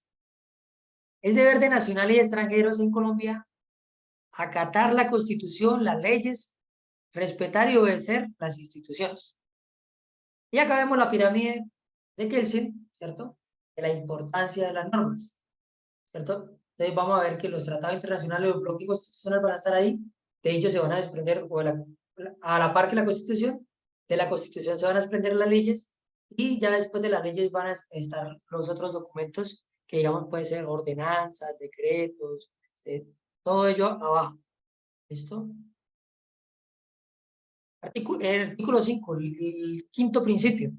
El Estado reconoce sin discriminación alguna la primacía de los derechos de las personas, ¿cierto? Y ampara a la familia como la institución básica de la sociedad. El 6, principio 6, la participación, los particulares son responsables por infringir la Constitución y las leyes. Los servidores públicos por la misma razón y por la omisión o extralimitación de sus funciones. Principio 7. El Estado reconoce y protege la diversidad étnica y cultural de la nación colombiana. Entonces aquí va a estar siempre las preguntas que tienen que ver con la etnia, con los resguardos, con esto, siempre se van a tener que respetar esa autonomía que tienen ellos. Es obligación del Estado y de las personas proteger las riquezas culturales y naturales de la nación.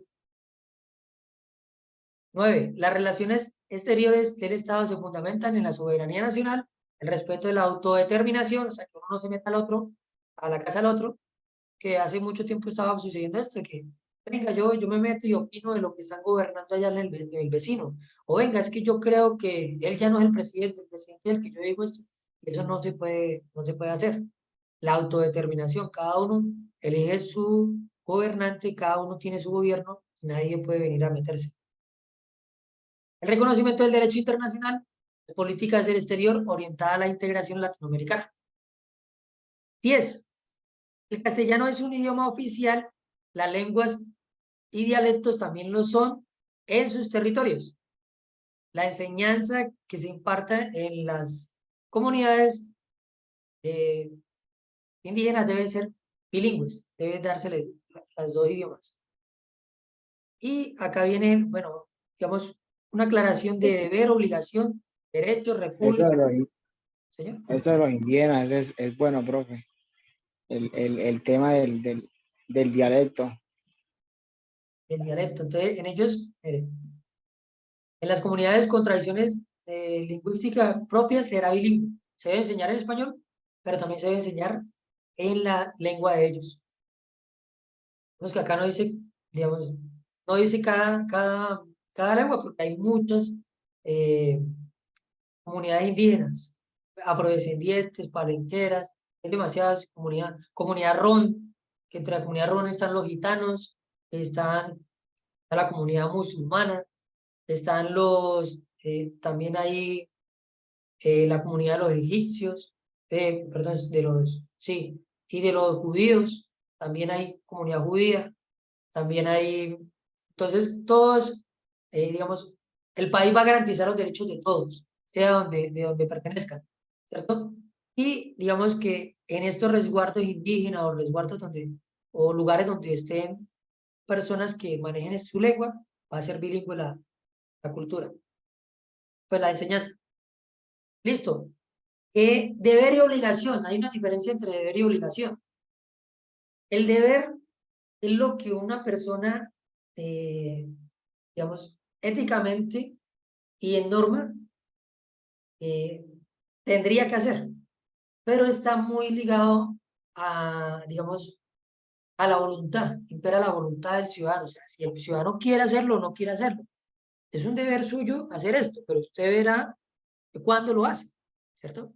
Es deber suyo contribuir con la financiación de los recursos, bueno, de los proyectos del Estado a través de los impuestos, pero usted verá cuándo va pagando los impuestos, ¿cierto? Es un deber. Pero una obligación, digamos que no, por un deber usted, ¿cómo lo digo? Es un deber suyo convivir con su vecino bien, tranquilo. Pero si usted, digamos, o ser solidario con su vecino, pero digamos que usted no es solidario con él o no le da mercado, pues no pasa nada, ¿cierto? Digámoslo así. No puede capturarse por un deber, ¿sí? Pero por una obligación, sí. Es una exigencia establecida por la ley. Sí o sí debe cumplir. Entonces, es obligación de los ciudadanos respetar a las autoridades. Es obligación de los ciudadanos respetar el Código Penal y procedimiento penal. Es obligación de los ciudadanos respetar las leyes, acatar las leyes, ¿cierto? Bueno, república ya vimos que era, nación también, Estado, ¿cierto?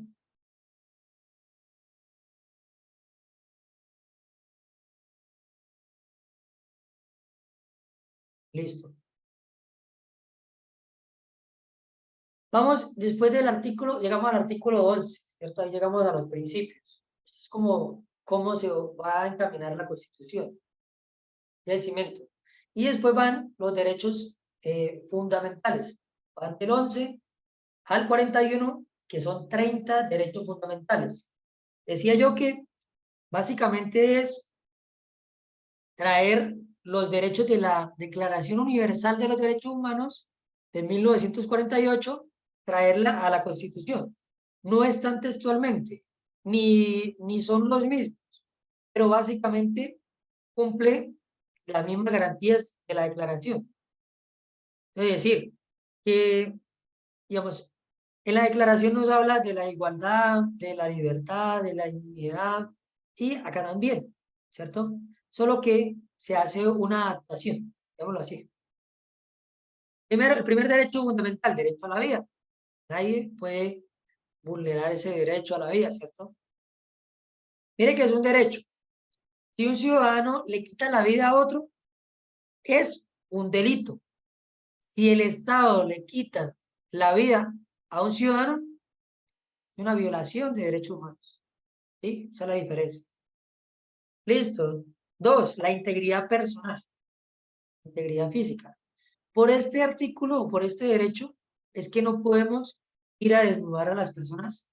Bueno, digámoslo así también. Bueno, ahí está el de la privacidad, pero que no podemos ir a desnudar a las personas o podemos ir a entrar en su cuerpo, sacarle sangre o mirar en su ano, en su recto, ¿cierto? O mirar en su garganta sin autorización de un juez o sin autorización de la persona. Entonces, cuando necesitamos realizar esto, necesitamos la orden de un juez o la autorización de la persona, porque vamos a vulnerar la integridad y la privacidad de esta persona. La integridad de persona, cuando una persona lesiona a otra, le causa lesiones personales, ¿cierto? Está cometiendo un delito. Cuando una institución o el Estado lesiona a una persona, le está vulnerando el derecho, o sea, violación de derechos. Listo, libertad e igualdad. Todas las personas son libres, pero recuerden que también tienen deberes y tienen unas responsabilidades, ¿cierto? Y no pueden afectar los derechos de los demás. La igualdad, todas las personas deben ser tratadas igual, de igual forma, solo que algunas van a tener una atención diferencial, porque tienen unos retos especiales, unas condiciones, ¿cierto? Anteriormente le llamaban pues una discapacidad, es que un estado de discapacidad. Listo. Todas las personas tienen derecho a una personalidad jurídica, decíamos que es el avatar para representarse ante derechos, ¿cierto? Para defender sus derechos. Y este avatar se lo pueden prestar al abogado o un grupo de personas pueden crear un avatar que es una empresa o una fundación o, ¿cierto? Una actividad económica o algo. Derecho a la intimidad. Entonces aquí está, donde nadie puede vulnerarse esa intimidad. Pero esa intimidad también está escrita cuál es, ¿cierto? Porque algunos quieren decir, no, es que mi intimidad es esta actividad económica o aquí de en la barra esto es intimidad. No, ya está escrito en las normas cuál es la intimidad. Digamos que en una actividad económica puede verificar todo, menos dónde duerme la persona. Listo. Libre desarrollo de la personalidad, cada quien se puede representar como él quiera, ¿cierto? Están las orientaciones sexuales y esto, entonces cada quien dice, no, yo me autopercibo, ¿cierto? Mujer, yo me autopercibo, hombre, yo me autopercibo, o no tengo, no me encajo en ninguno de los dos, ¿cierto? Listo. Prohibición de la esclavitud, la servidumbre y la trata de personas. Ya sabemos qué es servidumbre, ¿no? Aquí en este término, porque aquí es uno y en el código es otro, ¿no? ¿Quién me dice qué es servidumbre?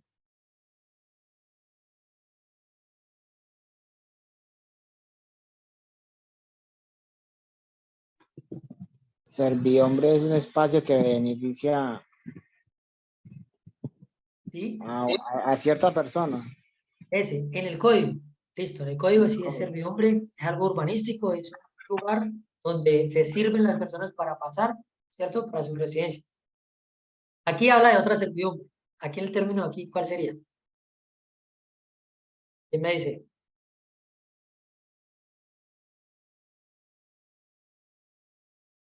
¿Quién me dice aquí qué es servidumbre? ¿Ninguno? ¿Esclavitud? Esclavitud moderna.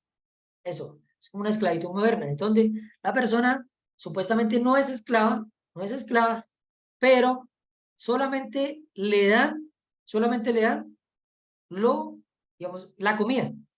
Entonces, trabaja y trabaja solamente para sobrevivir. Eso es una servidumbre, ¿cierto? La sirvienta, ¿cierto? Lo que se decía la sirvienta no tenía derecho, sino que le dieran comida y todo el día haga y haga aseo, ¿cierto? Eso está prohibido, la servidumbre. Digamos que la persona debe ser contratada y además de ser contratada, digamos, de dársele todas las prestaciones sociales. Y la trata de personas, nadie puede negociar con personas, ¿cierto? O bueno, y acá también podría estar la trata de blancas, ¿cierto? Nadie puede negociar con una persona para vendérsela a otro, ¿no?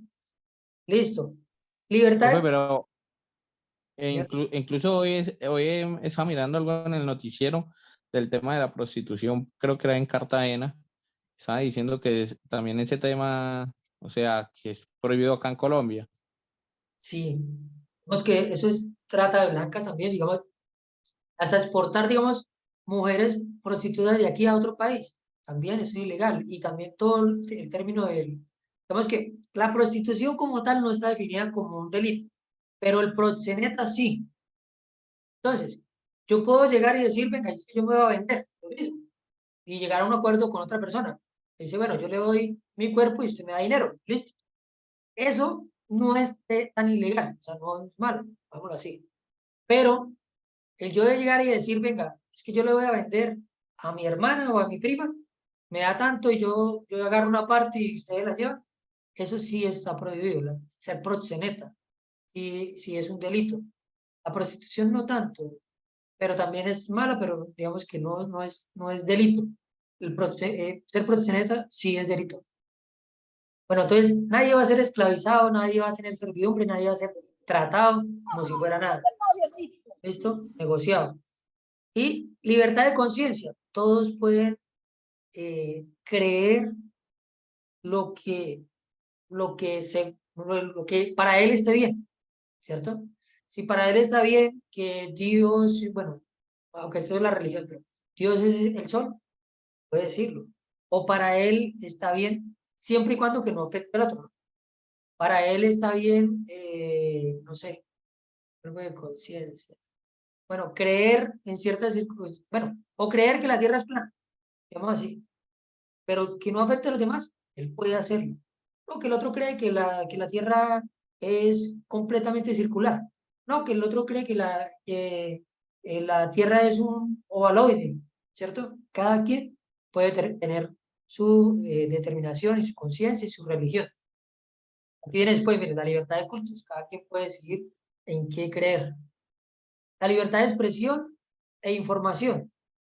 Por eso en la de conciencia y culto nunca podemos decir que yo creo que en el Dios verdadero. El decir eso es decir que los otros dioses o los otros pensamientos de los demás no son verdaderos y ya estaría mal. Libertad de expresión e información. Este derecho no se puede violar ni en estado de excepción. Ojo que esto fue pregunta de examen. Decían que había un estado de excepción y que en este estado de excepción, en este estado de excepción, el presidente le decía a los periódicos que no podían grabar, a los medios de televisión o a esto que no pueden grabar.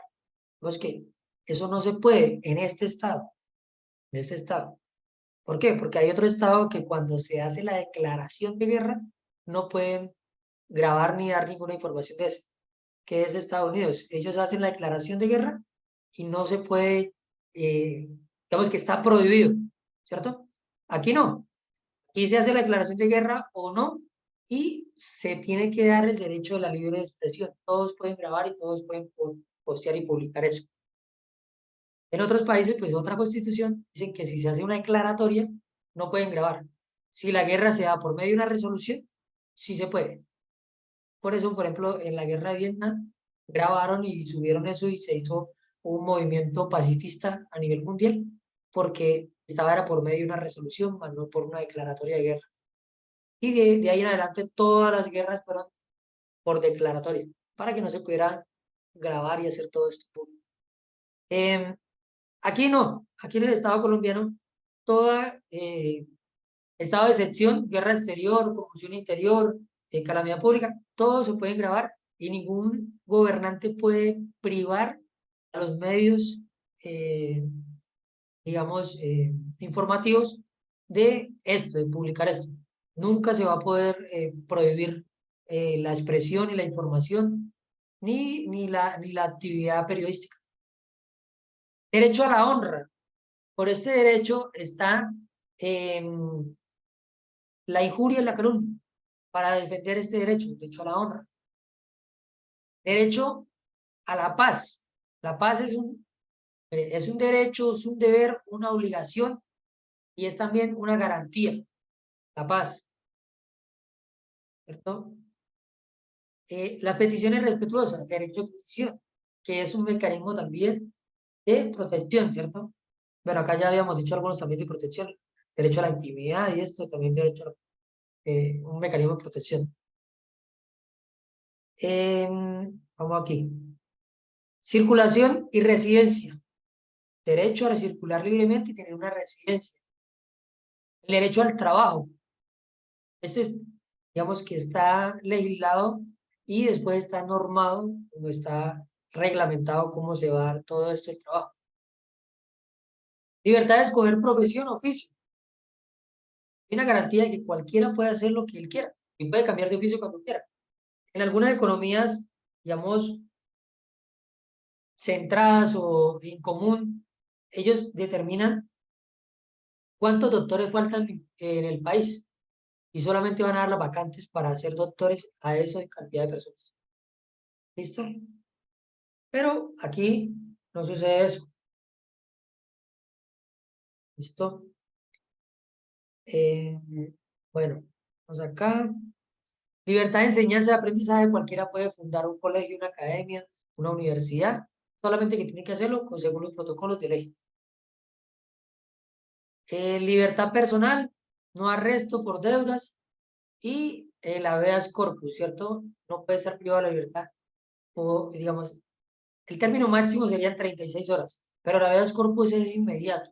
Cualquier momento que usted lleve retenido ilegalmente, puede solicitar este habeas corpus. Listo. Debido proceso. Entonces está la ley es permisiva o favorable en la presunción de inocencia. Toda prueba debe ser obtenida de acuerdo a las formalidades legales, ¿cierto? Prueba que no sea obtenida con este proceso, pues no se tomará como prueba. Nadie puede ser juzgado sino conforme a una ley existente, ¿cierto? Habeas corpus. Ya estaba aquí también en el otro, en En el 28 también hablaban de esto. Derecho a la apelación o a doble instancia. Todos tienen derecho a una doble instancia, solo que hay unas autoridades que son investigadas, digamos, por el procurador o el contralor. Ellos no tienen segunda instancia, porque esa autoridad verifica a fondo. Entonces, la segunda instancia de ellos sería, la otra verificación sería internacional. Aprehensión en flagrancia. Entonces, todas las personas pueden aprender, retener a una persona cuando está cometiendo un delito para presentarla ante las autoridades. Todas las personas. A la no autoincriminación. Entonces, todas las personas tienen el derecho a guardar silencio, a no, digamos, bueno, digámoslo así, echar al agua a su cónyuge, ¿cierto? O a, bueno, a sus familiares cercanos. No tienen obligación, a menos, hay una excepción de esto, a menos que esté en riesgo los derechos de un niño. Ahí cambiaría la cosa. ¿Por qué? Si yo sé que mi hermano, Prevalecen los de ellos. eso, prevalece los derechos de los niños, el artículo 44 de la Constitución. Yo sé que mi hermano violó a una niña de 8 añitos. Digo, no, pues yo no estoy obligado a declarar contra mi hermano, digámoslo así. Bueno, o mi esposa sabe que yo violé a una niña de 8 años. Entonces, ella no está obligada a declarar contra mí, porque yo soy su esposo, ¿cierto? Pero resulta que sí, si se llega a dar cuenta la justicia que ella tenía conocimiento y no denunció, ella también va, digamos, en la investigación, porque los derechos de los niños prevalecen sobre los derechos de los grandes. Entonces, el derecho de ese niño o esa niña de 8 años eran más importantes que los derechos que tenía el esposo o los derechos que tenía ella misma, ¿cierto? Y sí tenía que denunciar. Prohibió el destierro y la confiscación, no a la prisión perpetua.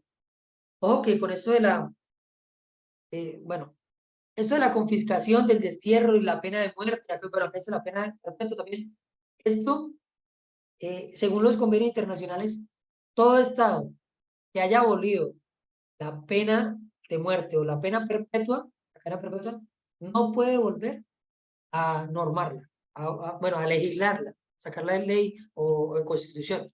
No puede. Entonces, esto que utilizan los políticos a veces por llamar la atención y por decir que son muy buenos, de, ay, cadena de muerte para los violadores, es pura política, porque si ellos son abogados y estudiaron la Constitución y saben del bloque constitucional, ellos saben que eso nunca se va a presentar. Pero ¿para qué lo hacen entonces? Para poder llamar gente a que crean ellos.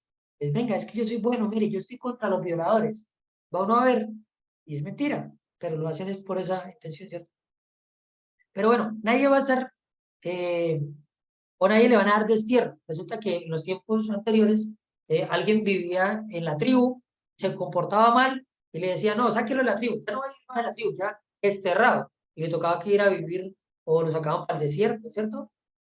Así era, o sea, estaba en la comunidad y lo sacaban hacia el desierto, era desterrado, esto lo sacaban. Esto está prohibido, nadie puede decir que lo sacaron de Colombia y que no puede volver a entrar a Colombia o que está desterrado de Colombia, no. La confiscación, digamos que a nadie le pueden quitar sus cosas, sí porque sí, pero hay una cosita que no es confiscación, pero se puede, que es cuando los bienes han sido obtenidos de forma ilegal, ¿cierto? Esto, ¿cómo se llama? Sí, se me fue la palabra. Bueno, digamos un narcotraficante obtuvo con los dineros del narcotráfico unos bienes. Por eso se le hace ¿quién me acordaron? Tiene un término, Extensión de dominio. Extinción de dominio. la extinción de dominio. Gracias. Entonces, sí se puede hacer la extinción de dominio, mas no se puede hacer la confiscación. O sea, no es lo mismo. Es porque él lo obtuvo ilegalmente. Pero alguien que tenga los bienes legales, nadie le puede decir, venga, confiscación. No, no pueden, no pueden hacerle eso, ¿cierto? Digamos que Es lo sí, que, es lo que va a hacer, por ejemplo, lo que piensa hacer el señor presidente en estos momentos, que habla de una extinción de dominio y la extinción de dominio él lo hace comprándole las tierras. Claro que todo los predios y todo lo va a valorizar. ¿Para qué? Para que generen más impuestos, entonces no van a poder tener tierras o sea, una tierra demasiado extensa, no la va a poder tener porque no le va a dar cómo pagar ese predio, y eso es lo que piensa hacer él. Es que, bueno, hay una figura para hacer eso y siempre se ha hecho, otros gobiernos lo han hecho, pero no a la magnitud que lo ha hecho él, que lo quiere hacer él. Y bueno, ya lo está haciendo porque ya lleva bastantes tierras. Eso no es bueno, no es bueno. A mí no me parece bueno, pero vemos que son sus políticas, pero no me parece bueno porque No, y de todas formas no le va a dar porque según los agricultores dicen que la tierra la dan para cultivar y cultivan en 3 años, en 3 años ya la tierra no le va a seguir funcionando de la misma manera y tampoco se puede asegurar que lo que cultiven ellos lo van a comprar a precio que van a vender o que lo logren vender todos. En sí no es tendrían que primero ir a verificar cómo, digamos, cierran el Tratado de Libre Comercio. Ese Tratado de Libre Comercio no permite que la economía o el agro colombiano pueda tener la igualdad que otros. Entonces, tendría que hacer eso. Pero bueno, sigamos aquí. Entonces, el destierro. Se podrá solicitar la extradición. Ojo, no hay extradición por delitos políticos. ¿Cuáles son los delitos políticos? Sedición, asonada y... es el otro. Son tres, que son rebelión. Sedición, asonada y rebelión. Esos tres delitos no se pueden hacer extradición por esos delitos. ¿Cuáles son? Asonada, pues ir a darle piedra a una institución o a un, ¿cierto? A un CAI, ¿no? Sedición, prácticamente lo mismo, ir a perseguir a una institución. Y rebelión, alzarse en armas también. Entonces, estos son delitos políticos, porque supuestamente las personas lo hacen para garantizar sus derechos, con el fin de protegerse ellos y de tener una opinión y esto, ¿cierto?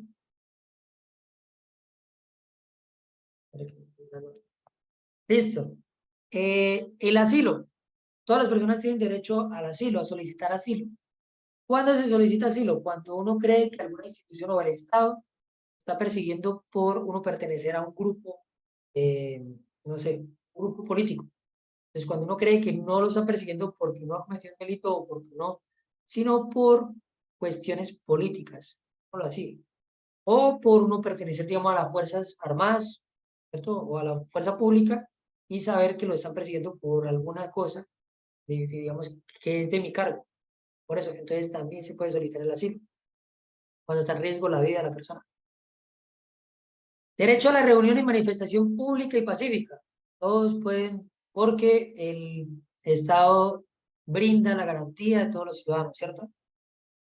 La libre asociación. Todos pueden crear empresas, asociaciones, fundaciones.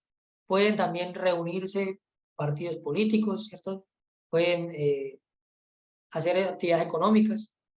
Derecho al sindicato sin intervención del Estado. Hay un fuero, pero ojo que lo único es pues, que no puede hacer sindicato son la fuerza pública, ¿cierto?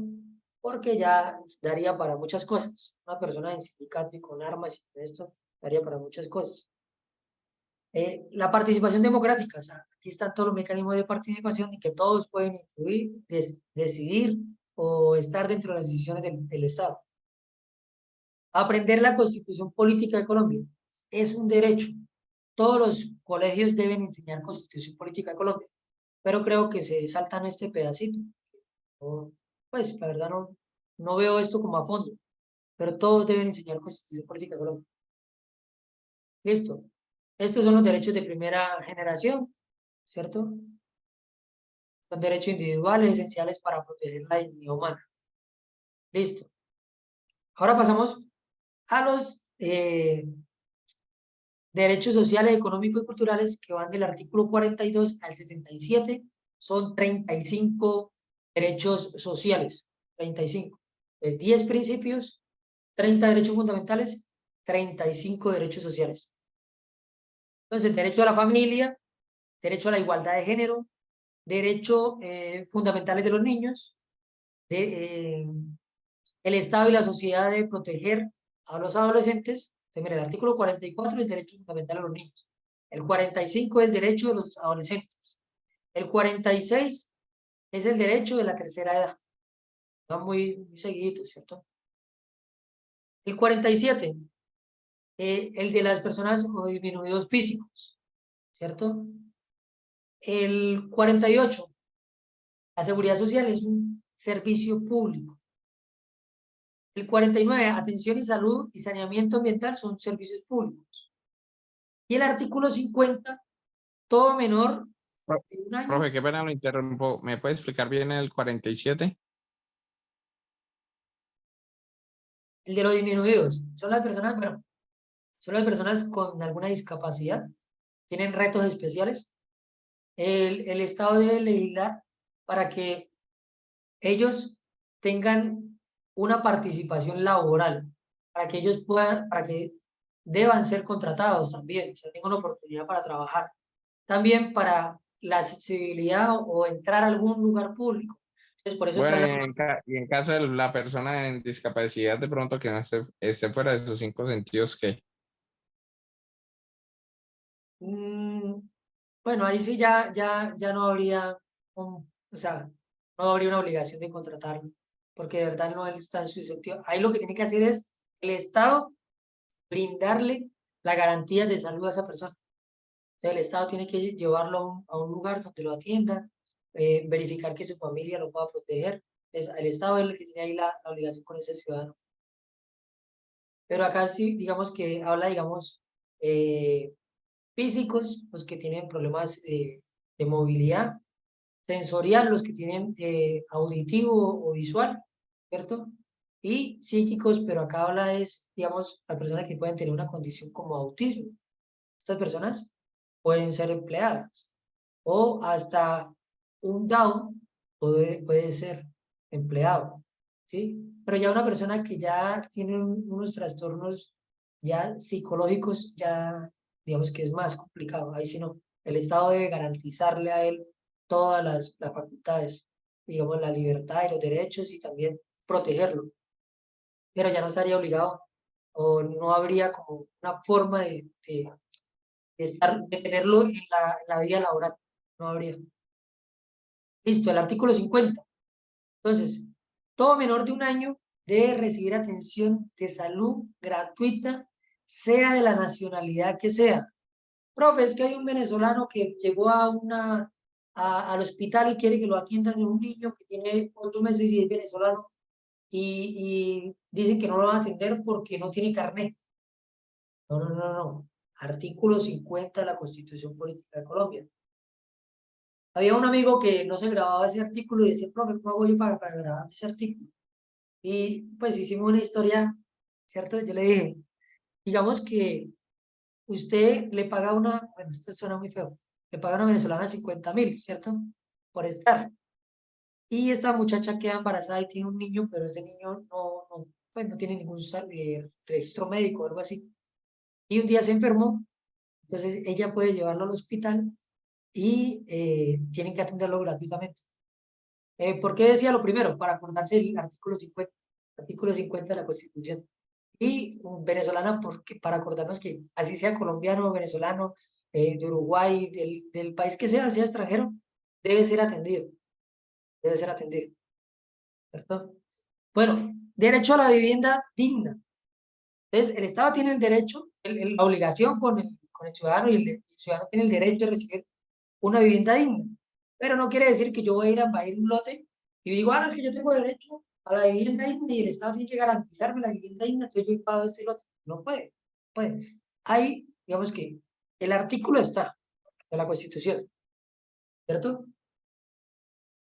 Y después del artículo de la Constitución sale las leyes y después de esas leyes salen los decretos o reglamentos de cómo se va a eso, a reglamentar para aplicarse esto, ¿cierto? Entonces aquí solamente el artículo de la Constitución, si tiene derecho a la vivienda, pero tienen que verificar la ley que habla de este artículo, de cómo se va a dar esa vivienda digna.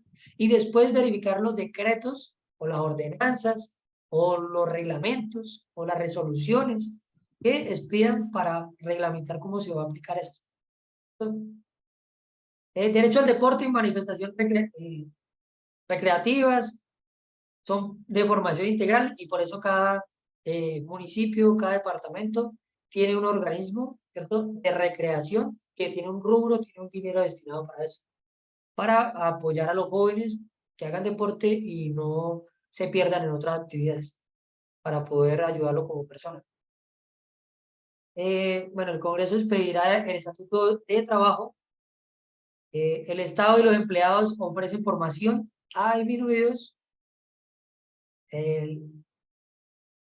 Negociación colectiva, relaciones laborales. Pues aquí vuelve y apoyan a lo que se decía ya en el derecho fundamental. Tiene derecho a ser un sindicato y aquí tiene derecho a la negociación colectiva. Entonces, mire que esto también se va desprendiendo. Vemos que los derechos fundamentales era de un individuo. El individuo Profe, tiene... yo le hago una pregunta en eso. Yo he escuchado a mucha gente en ciertas empresas que llegan y le dicen a uno, yo hago parte del sindicato. Y yo, bueno, ¿qué tal? Pero, o sea, yo eso, ¿qué es? No lo entiendo, la verdad no lo entiendo. O sea, trabajan ahí en la empresa, pero que dicen que hacen parte del sindicato.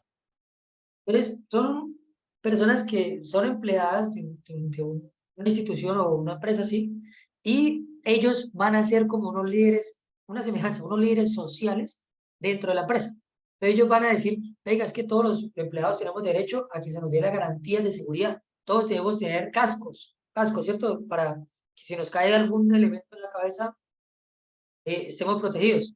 Y resulta que nunca han dado cascos. Entonces, se crea el sindicato y el sindicato lo que va a decir es, señor director de la empresa, venga, siéntese con nosotros y vamos a acordar y vamos a mirar cómo va a hacer usted para cumplir con las medidas de seguridad de la empresa. Entonces, ellos lo que van a hacer es, le van a exigir todo el tiempo a la empresa cosas. ¿En qué? En pro de los derechos de los empleados. Eso es lo que van a hacer. Venga, señor empleador, usted está pagando las horas extras, bueno, digamos, las horas extras a 10.000 y según la norma dice que la deben pagar a 25. Entonces, venga, le vamos a negociar, súbanosla a 20. Y así, el sindicato siempre lo que va a hacer es pelear, de alguna forma, por Profe, los... ellos son como unos senadores en el, bueno, En la empresa. sí, en la empresa, exacto. Ellos tienen un sistema como de blindaje en cuanto de pronto un sistema disciplinario de ellos. Lo que sí de pronto la abarca a ellos es de pronto la falta de los horarios. O sea, si ellos incumplen el horario, eso ahí sí los afecta. Sí, ellos tienen un fuero sindical. Entonces, no puede decir el dueño de la empresa, venga, Edwin, queda retirado de la empresa. Jefe, ¿por qué? Porque usted hace parte del sindicato y me estaba formando revolución acá en la empresa. No pueden hacerlo. Pero si Edwin llega tarde, que decía, Edwin llega tarde, le hago un llamado de atención, ¿cierto? Llega 2 veces tarde, listo. Memorando, ¿cierto? Pero llegó 3 veces tarde, ahí sí lo puedo retirar. Pero No, pero es que yo igual, sé, esa gente que termina el contrato y chao, ¿no? a veces, pero a veces no. A veces dura mucho tiempo. Yo conozco personas que llevan 20 años en un sindicato y 20 años trabajando en la empresa. Porque a la empresa le sirve. Es que aquí pasan unas cosas. ¿Por qué? La empresa dice, bueno, Edwin es del sindicato, ¿cierto? Pero es que a Edwin yo le puedo dar garantías a Edwin y puedo hablar con Edwin. Entonces, siempre que haya alguna molestia, como yo tengo a Edwin de mi lado y él es del sindicato, yo le digo, venga Edwin, venga, arreglemos y ayúdeme para que la gente no esté revolucionaria conmigo.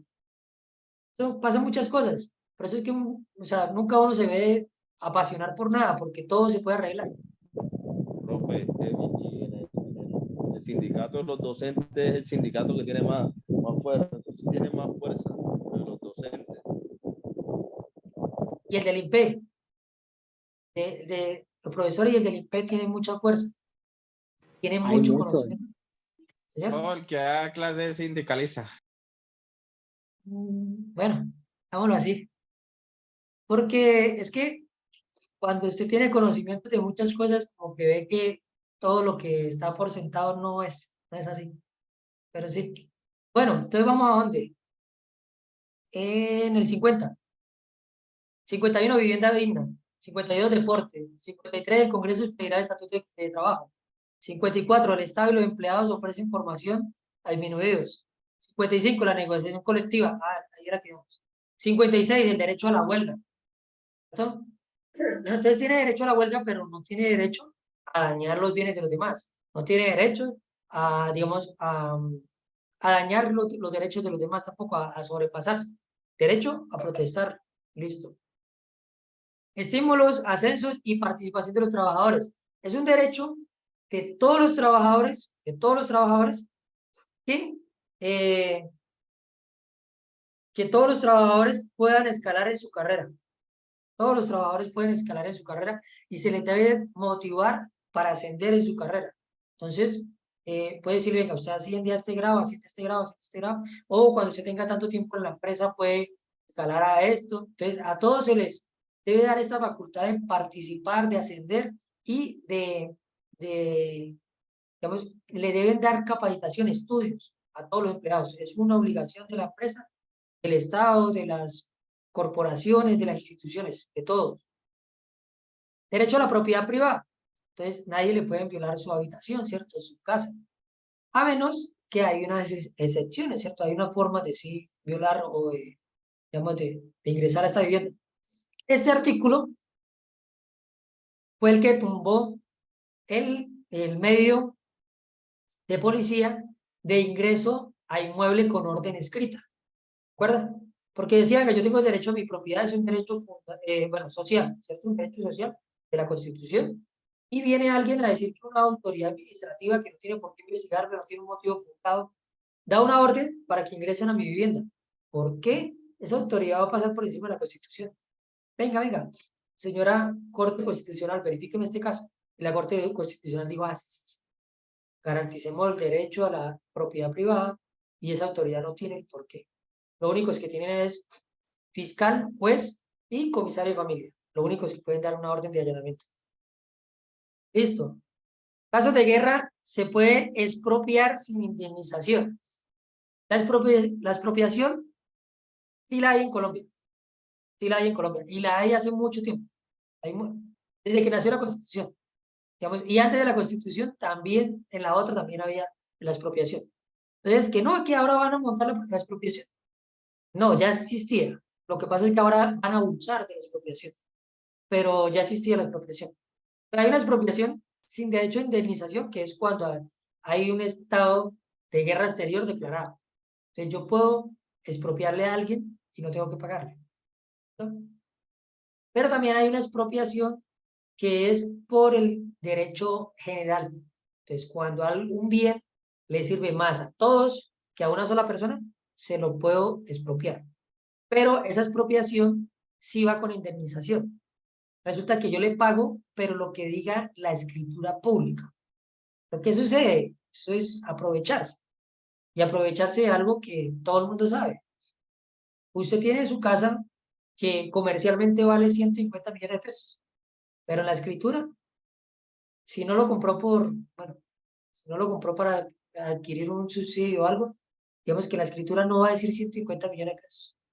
Va a decir 80, 70, para pagar menos impuestos, ¿cierto? Entonces, ellos saben eso.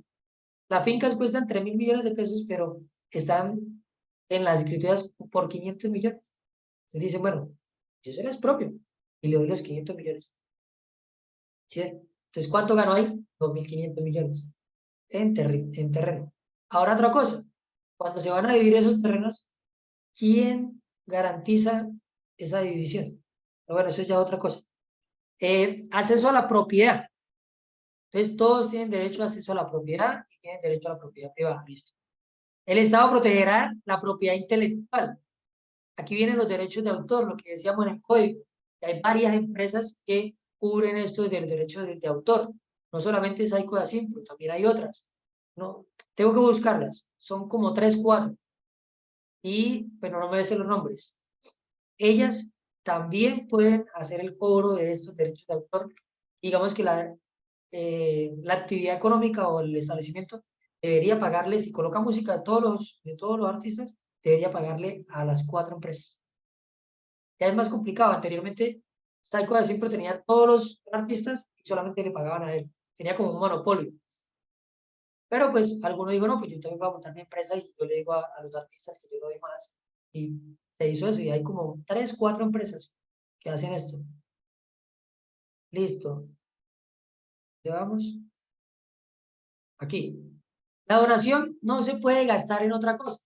Ojo que cuando se hace, no, que recolecta para arreglar San Andrés porque el huracán dañó a San Andrés, ese dinero no se puede gastar después. Ah, no, que vamos a buscar el perrito Wilson. No se puede, porque esa plata era para San Andrés. Entonces no se puede utilizar a otra cosa. A menos que el fin de la donación, digamos, se extinga o ya no haya un porqué. Entonces se tiene que surtir unos, digamos, un protocolo y se puede cambiar el fin. Pero no porque sí, ¿sí? Pero sí, solamente si se extingue el fin. Digamos, vamos hay un dinero para buscar el perrito Wilson. Ah, pero es que el perrito Wilson ya apareció y apareció muerto. Entonces ya no habría ese dinero que. Entonces se hace una consulta a las personas si se puede utilizar para otra cosa y surte unos documentos para poder cambiar. Pero realmente la Constitución dice que todo lo que se haga, digamos, con un fin, digamos, una recolecta, es para eso. Para eso. Una donación. Los bienes públicos son inalienables, imprescriptibles e embargables. Entonces, una estación de policía, digamos que hace parte de la Policía Nacional, y la Policía Nacional es una institución del gobierno, ¿cierto? Entonces, no se podría embargar a una estación de policía. No se le pueden ni cortar los servicios. No, que debe mucho, no se le puede cortar. No, es que la vamos a embargar, no se puede, porque es parte de los bienes públicos. Entonces, no se puede. El Estado promueve la propiedad de la tierra, ¿sí? El Estado ayuda a que la gente pueda adquirir tierra y este artículo pues también el que estamos utilizando ahorita. Venga, todos tienen derecho a la tierra y acá hay unas familias que solamente ellas tienen la tierra. Pues, pero es un discurso más del odio que de en realidad de libertario o en realidad de ayuda a la sociedad, más de odio. Listo. Producción de alimentos gozará de protección del Estado. Este artículo debería 100% garantizarse. Si se apoya la producción de alimentos en el país, si se apoya al campesino, la economía sí o sí se mejora. Porque yo lo he hecho en una clase. El dinero, cuando uno ve